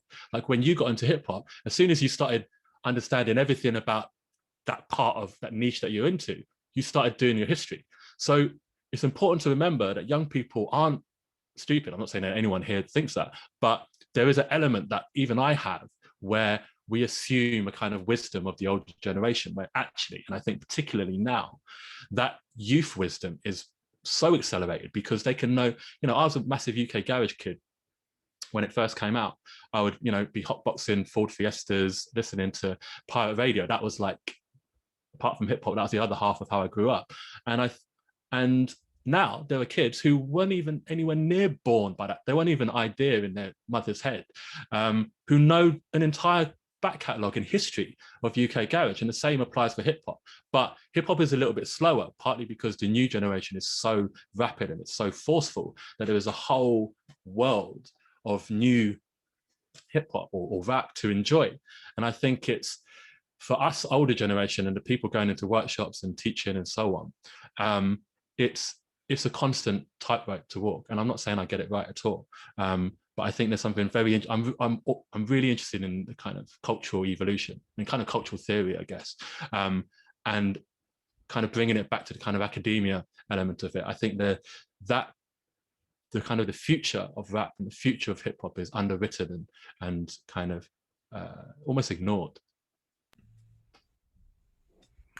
Thank you. Thank you. And again, I just want anyone to feel that they can ask a question or comment. Chloe, do you want me to read your comments, or did you want to just share that yourself? I can try and read it. I don't know if you can hear me. My computer's very quiet sometimes. No, we can hear you. Okay. I was just really saying about some of the highlights that you've come up with. So it was just about the adaptation to the target audience, and I stated how it was. We also have to do that in contemporary dance and dance performance and facilitation. So and I also made a link to the graffiti art yesterday, so and choreography. So sometimes, like, you can impose your work onto other people, and they may enjoy it or they may not, and that's up to you as an artist. But also, whilst you're facilitating, it is quite important to cater to the audience and make sure that they do enjoy it, so then they can take it and run with it in ways. It was just a quick statement about the links that I had between these. Fantastic. Yes, no, they're great links, and indeed, it is about, I think Adil, you started with intention. You ask yourself, what is the intention? What space am I walking into? What am I doing, and where am I going to go, and who's going to be listening to this? And so I want to maybe loop Marius back into the conversation in maybe talking about, do you two, you as the DJ and you as the dancer, if you guys are working together in the crew, do you have an intention? Do you have a dialogue before maybe a battle, or maybe before, a competition? And what is that process like? I'll start with this one actually. To be honest, I think there has to be an intentional lack of process, because you don't want to have if I'm DJing for a competition and my crewmates or my friends are entering, and I'm part of the event, I'm not allowed to show any bias. I can't say to them, I'm going to play this song for your battle this time. Like, that doesn't happen. And I don't know any DJ that does that, because if you listen to enough of the DJ's mixtapes, or practice to their songs, and you kind of have a feeling of their playing style, what kind of music you're going to expect. So in terms of the process between myself and Marius specifically, and then I'll generalize that afterwards, it's like there would be no process other than we might go to the event together, we might be working. If he's judging an event and I'm DJing, then that's a different relationship to if he's battling and competing an event and I'm DJing. If you're judging, yeah, there is the friendliness of like, continuous talking back and forth, because judges and DJs tend to be closely placed in a competition, whereas when you're competing or dancing, Marius can speak more on this, you're focusing on the ciphers and the competition. Your mindset is less on socializing continuously. You have pockets of it, of course, but when it's competition time, you're really trying to focus on that and trying to get your stuff ready for the competition. When you're judging, it's more focusing on what's being delivered to you, but you have more room to relax in between. You know what I mean? A competitor might stay on his A game or her A game all day long until at the end, where they win, lose, or leave the competition. Then they're like, okay, cool, now I'm in a different state of mind. But when it comes to DJing, again, for me, it's about being as fair as possible. When I play for an event, I'm not going to favor one dancer over another. I'm going to try to be as equal and equitable. There are times where if you have a really high level of competition pair or matchup early on in the day, that wakes people up. So, as a DJ, your job is also to cater to the environment and to the people. So if I have a very hot pair in front of me that are about to go head to head, cool, I'm going to kick it up a notch. It might even be the prelims, but sometimes that just happens. So it is still delivering, trying to be fair with the music and what section of the songs I play for each dancer. If it's a 2-round format, then I'll try and change the songs in between the rounds. I'll try to give the same parts to each dancer to show fairness. And then some matchups just warrant a certain kind of feeling from a track where you have to adapt to it, And I'm sure Marius can speak on his perspective as a dancer at events.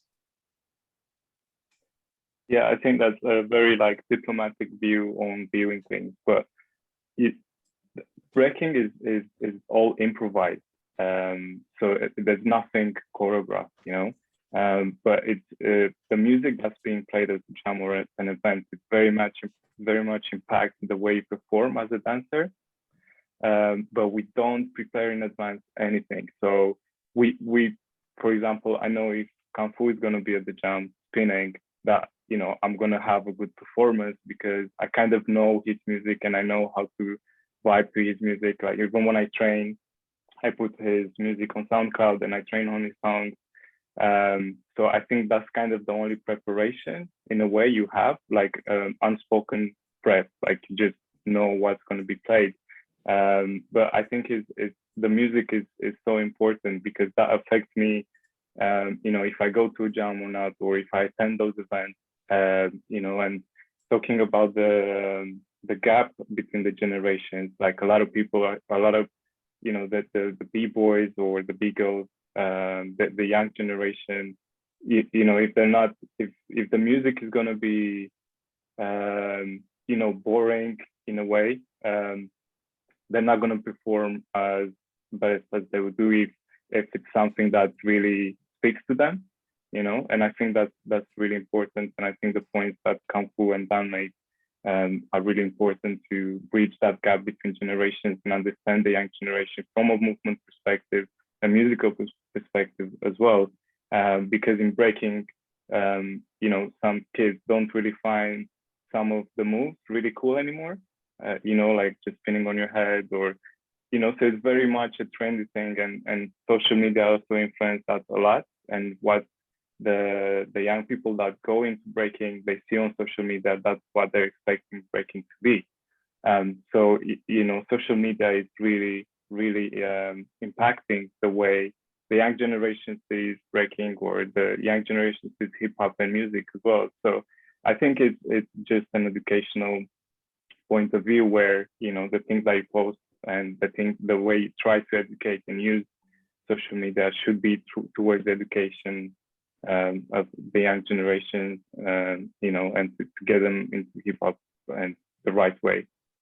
But that's my view.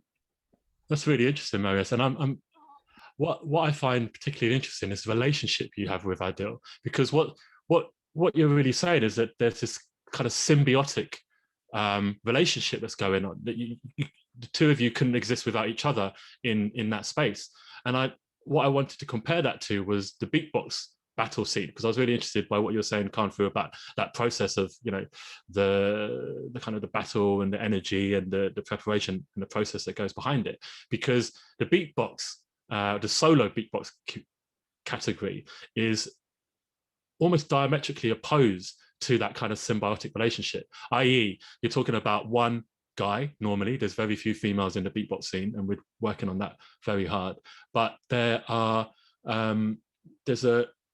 it's very much a kind of a bedroom sport. You know, you're practicing in your bathroom or your bedroom, all your sounds and your routines, whereas in hip hop dance you have to have the DJ for the true kind of performance element of it. You have to have the DJ and you have to have the dancer. Whereas when a beatboxer gets on stage at the UK Beatbox Championships, or Mexico, or indeed anywhere, because there's beatbox championships all over the world, pretty much every country has a beatbox championships, it's about one person going up on stage, and there's something very solo about it, like particularly kind of isolating about it. But I mention this because I think, I'm sure most people would agree that beatboxing scene, and certainly the battle scene, has a lot of parallels with dance battle scene, and therefore there must be something else that joins the two, and effectively that is hip hop culture. Without being like cheesy about it, you can have such disparate, you know, you think about rap battles as well. Rap battles are almost, if you're thinking about kind of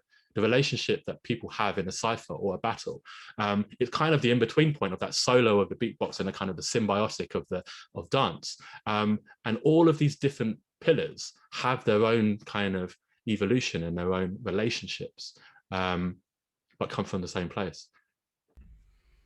And sorry, can I just add something to that? Yes, because I think what's really interesting about hip hop is that we have these unwritten rules, so to speak, within the culture, and these unwritten rules, you know, penetrate all the different mediums and expressions that we have within hip hop. And you know, it's the simple things like I mentioned earlier, being original, no biting, trying to outdo the person in front of you, to standing out, to being inclusive, part of community, the way you speak, the language you use. And you know, when I used to break, you know, these things were drilled into us as part of our b-boy breaking mentality, you know. And when I started DJing, it was unsurprising, but surprising at the same time, that the same principles are involved with DJing. Like, okay, I need to be original, I need to make sure I have my own techniques, my own songs. Beatboxers, I'm sure Dan would agree, is about the same thing. Like, what skills do I have that no one else has? How can I outshine? How can I take this technique and make it better, or my own? And dance is the same, so is DJing, and so is the art, you know, graffiti as well. And it's interesting to see how, you know, we start from the same place of thinking, applied to different art forms, and then how that results, whether it's in competition format. It seems that competition is the only thing that's popular, whether the competition is done in one way or another, but it is still competition. And you can see that within dance and breaking and street dancing, we have the symbiotic relationship of the dancer and the DJ, but the attention is on the dancer because it's a dance competition. You know, back in the day with the block parties, the attention was on the DJ because who had the bigger sound system, the better songs, and the more people on their side of the party. And yeah, it's really interesting to hear that the solo focus, because a beatboxer is an all-in-one machine if you think about it. They can be their own MC, they can be their own entertainment, and they're their own DJ and producer at the same time. So it's very interesting to see how having multiple skills or multiple roles within one art form, beatboxing, is sort of isolated its competition in a way, you know what I mean? Absolutely. And but I think it's everything that you just highlighted, Adil, which makes, to kind of bring it back round, which makes it such a powerful tool for education, whatever the education is, whether you're talking about actually using hip hop techniques to teach a hip hop skill, or you're talking about, as we often do, teach social action and social change, and how to kind of level up yourself with the tools and the kind of mentality that you need to create change in your community using the principles of hip hop. And so I think it's because of that spectrum, ranging from that kind of solo to that symbiotic, that hip hop is automatically embedded with the values and the principles and the techniques and the kind of open-mindedness that is well suited for difficult educational environments. Well done, thank you. You just make me take my job. It's great that you're connecting the dots for us, because, you know, I couldn't have said it any better. And, you know, I think that I'd love to kind of hear more your thoughts to everyone in the space.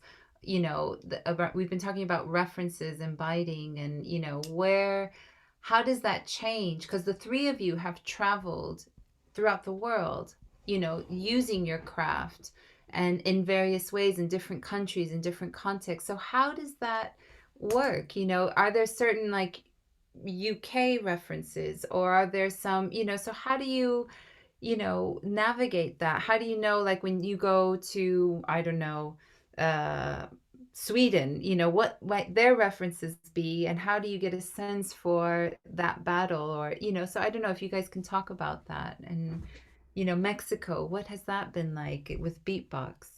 Yeah, I mean, it's really interesting, and I'd love to hear Marius's and Adil's perspective on this. But for me, so for example, we did a hip hop workshop in Venezuela a few weeks ago, and we were tasked by British Council to deliver a 5-day program, which we normally do, which normally needs a lot longer, in 3 days. But in Venezuela, on Zoom, but most people don't have internet, so most of the workshop had to take place on WhatsApp. Anyway, it was really difficult, but amazing. But one of the first things we had to reflect on going into the workshop was, where do we start from? Because we're talking about artists who have arguably been through a lot more in their life than we have, or I have. At the moment, Venezuela is a seriously damaged country. And yet, I'm interested by this kind of Britain being seen as a leading light in many kind of cultural art forms, and interested that a lot of them were looking to Britain for our kind of hip hop and our rap experience or knowledge, whatever it is. And that was quite humbling, because going into a space like that, you know, I'm very explicit about saying, you know, you guys are probably in a situation that I will never be in, and God willing, hopefully I never will be. But I really want to unpick that and really start to understand how hip hop is, why hip hop is important to you in this context.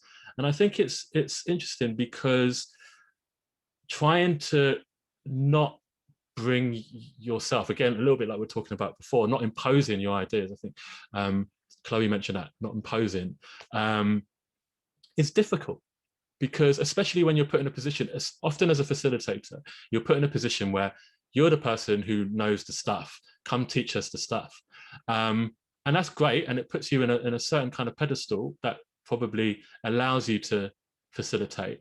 But at the same time, at least for me and my facilitators, when we go into space, we want to just dead all of that. As far as I'm concerned, everyone in the room has the same amount of knowledge and the same amount of experience. They just haven't necessarily found it yet.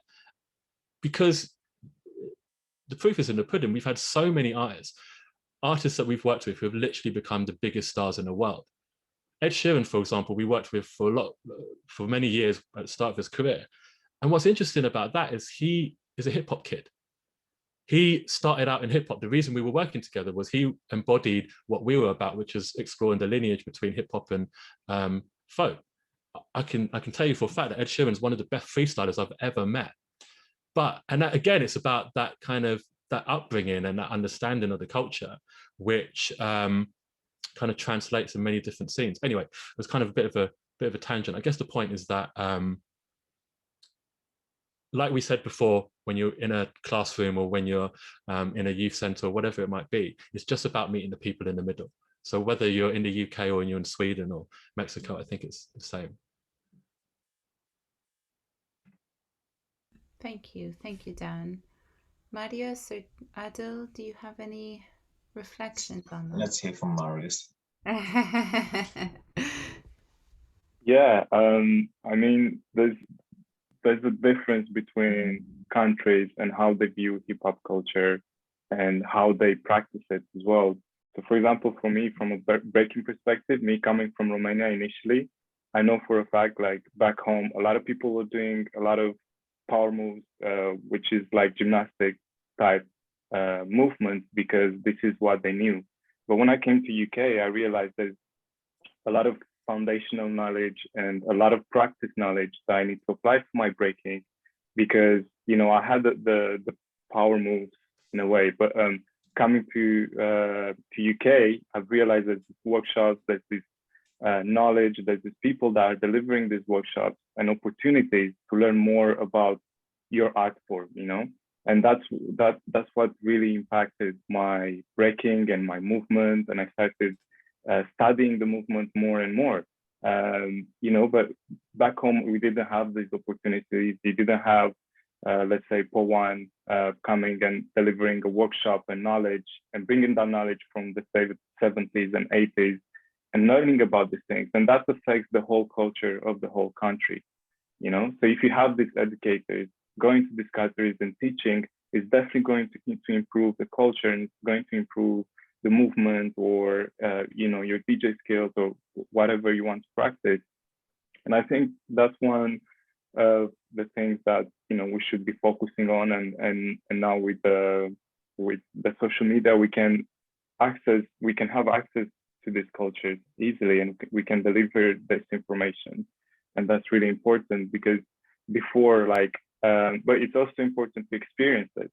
So when I was traveling to other countries, I was really inspired by the Netherlands scene, for example. They have a really original style. When I went there, it's just a small event. It wasn't a big event. It wasn't live streamed or anything. But that's where I found that the roots of the movement, and the way we interact in the ciphers and the way we battle. I've learned so much from that one small event, right? Because in big events, you kind of start seeing the same people battling, and it's interesting because we're in a transitional point in breaking events, I think, where you see a lot of international people battle together, and kind of a new movement is being created off that, and it's creating some trend in the movement that I see in the future. Whereas before, social media, or this access to easy information and everything, everyone had a more specific style. Like all the countries have a different style, the way they express themselves. And then you would come together to a jam, and you would share those experiences and share your style and the way everyone moves. And you would leave that event and be like, oh man, I'm so inspired by the guy from Denmark. What was his name? Or and that's where you got home and you trained for another year, and you went again to that event, and then you learn more and more, and you start developing that way. But now I think that mentality and that inspiration is shifting, because you can sit at home, watch some battles, or watch this big international names battling, and you see what the movement is like. And I think that's how people get mostly their information from. And with the pandemic, that again, there was a shift in knowledge and a shift in how events are being delivered and being online. And I think that doesn't work as best as being there, like the energy, the vibe. Each event is different. You know, we're talking about originality in our skills, but there's originality in the way you deliver events, the way you organize things. You know, everything, each event is different, and you can learn something new from all events around the world. So yeah, I think it is definitely an influence there in traveling and other countries and bringing culture together. And I think this is what hip hop is about. You know, it started in US, but now it's like, you know, it's everywhere. It's a worldwide thing. That's right. That's right. Adil, do you have? Yeah, it's interesting to see how, you know, language has been a factor in how hip hop has developed in different countries around the world. You know, hip hop as a culture comes from America. America speak English, and you'll notice that the countries either where they speak English, whether it's a second or first language, to countries where visas are easier for Americans, to countries where they've had funded events or workshops where they could bring the American pioneers over. Those countries sort of pre-social media developed differently, but also rapidly in the sense of how their breaking looked within their country. As Marius pointed out earlier, that different countries had different styles. It's because they weren't taking so much influence from other countries, other scenes, or the pioneers. And you can see where, you know, certain workshops and pioneers coming over to a country, as sort of in breaking anyway, really helped push the scene's level and understanding of the dance. Because it's one thing to see someone dance and try to mimic their movement, but it's another thing to have that conversation with them to understand where the thought behind that movement comes from. And you apply that thought pattern or that technique to your movement to evolve your own way of moving, you know? And so, you know, pre-social media, used to see a lot of like differences within countries, whether that's their interest or their taste of music within breaking events or competitions or ciphers and jams, to how the breaking itself looks as well, you know? And when I travel from country to country, I do have to keep in mind where I am, because some events are so separate from their scene within the country that it's of international caliber. So it's not like this biggest event in UK or Denmark or Sweden is a representation of its local scene. It's a very super international event where you have interest and names from all over the globe flying over. So that event doesn't represent the country itself anymore to a degree with the talent that they have dancing. You go to a national event, you know, where less people from outside the country are traveling, and it's made up of the local residents and the breakers, or people from abroad who are living and training there, then you have a much different sense of how to play that event. You have to sort of keep in mind, like, okay, this is going to be a Swedish event, or it's going to be a French event. How do these dancers react? What do they react to? What sort of preference can I meet them in the middle with, you know? Because I have my own style of music that I like to play, my own way of playing. But, you know, a DJ's job at the end of the day is also to play for the people in front of him or her. So I have to, again, as Dan keeps mentioning as well, is meet in the middle with my audience, you know, with the spectators and the dancers and the competitors. Because if, you know, they don't like this music, they're not going to dance. Or again, in a competition, it's different because it's a competition. You're choosing to enter by the competition's rules, which is who's DJing, who's judging, who's hosting, kind of floor you're going to get to the rules of entry and exit. Like, these are the rules that you're signing up to enter this competition with. So if you don't end up liking the song, you have to really adapt to that and do your best to, well, some people show their lack of interest in the song straight away, you know, and some people fake it because, again, they're trying to win a competition. If you look like you don't enjoy yourself, you might present yourself in that way. You know, you can fake a smile and do a set, for example. You know, so keeping these things in mind to then thinking like, okay, I still want to be representing me as much as possible, but meeting the people in the middle as well, and then keeping in mind where I'm playing, for who I'm playing. But, you know, just to finish up my point, when I am traveling to all different countries, one thing that you do see in common is the culture aspect of hip hop, which is certain language, you know, phrases, words that we use. You know, I could have a conversation in hip hop, if you will, with someone who's from France who doesn't speak English, but we still, you know, make our points to each other, you know, whether it's through gestures or certain words or actions. And then you do find this commonality and this sort of worldwide family, you know, as Marius mentioned, you'll see certain the same names travel to a lot of the big competitions or events around the world. And you know, it's not just those people, it's many people of all levels who are constantly and consistently traveling to different events. So you sort of build a rapport and relationship with an international family, if you will. And it's also very easy to make friends within our niche and culture because we're so welcoming. Like, we want to share our experiences, our struggles, and who we are as people, whether it's by dancing, you know, whether it's sharing the stage with a DJ, and like you have these, you know, moments of like, oh, you just played this song. What do I have? I'm gonna step it up, you know, and you know, this competition sort of elevates each other. But then at the end of the day, when the event's over, we sort of all socialize and chill as best as we can, make those new connections, because then you can go to a different country and meet the people that came to your country and chill and experience the local culture through them rather than just the touristy side of things, you know. So there's so many beautiful things to traveling, and traveling, I think, is essential and needed to really develop and understand other people, you know. Fantastic. Thank you so much to all. There's so many more questions I had about females and, you know, in beatboxing or in DJing, and, you know, just I think we could all just continue and to listen to each other and learn from each other. But the day has come to an end and the event has come to an end. So I'm really grateful to everyone who's been involved. Our outro for the day is actually provided by Adil. I asked him, I said, well, do you have any music that, you know, maybe you could help us round out the day? And he said, okay, does it have to be copyright free? And, you know, so again, we did have that kind of exchange. And he sent me a list. So I had my own kind of DJ moment yesterday going through each track. And at the end, I found something that I think is just going to round out the day and also allowing me to honor my own kind of place in hip hop. So I'm sharing a skyline that is near and dear to me, which is Chicago, which is where I was born and spent and learned hip hop. So thank you to everyone involved, to everyone who's been part of the day, to the team, to the guests, to just everyone. So thank you so much. And Kozer, if you could take us out, please, that'd be great.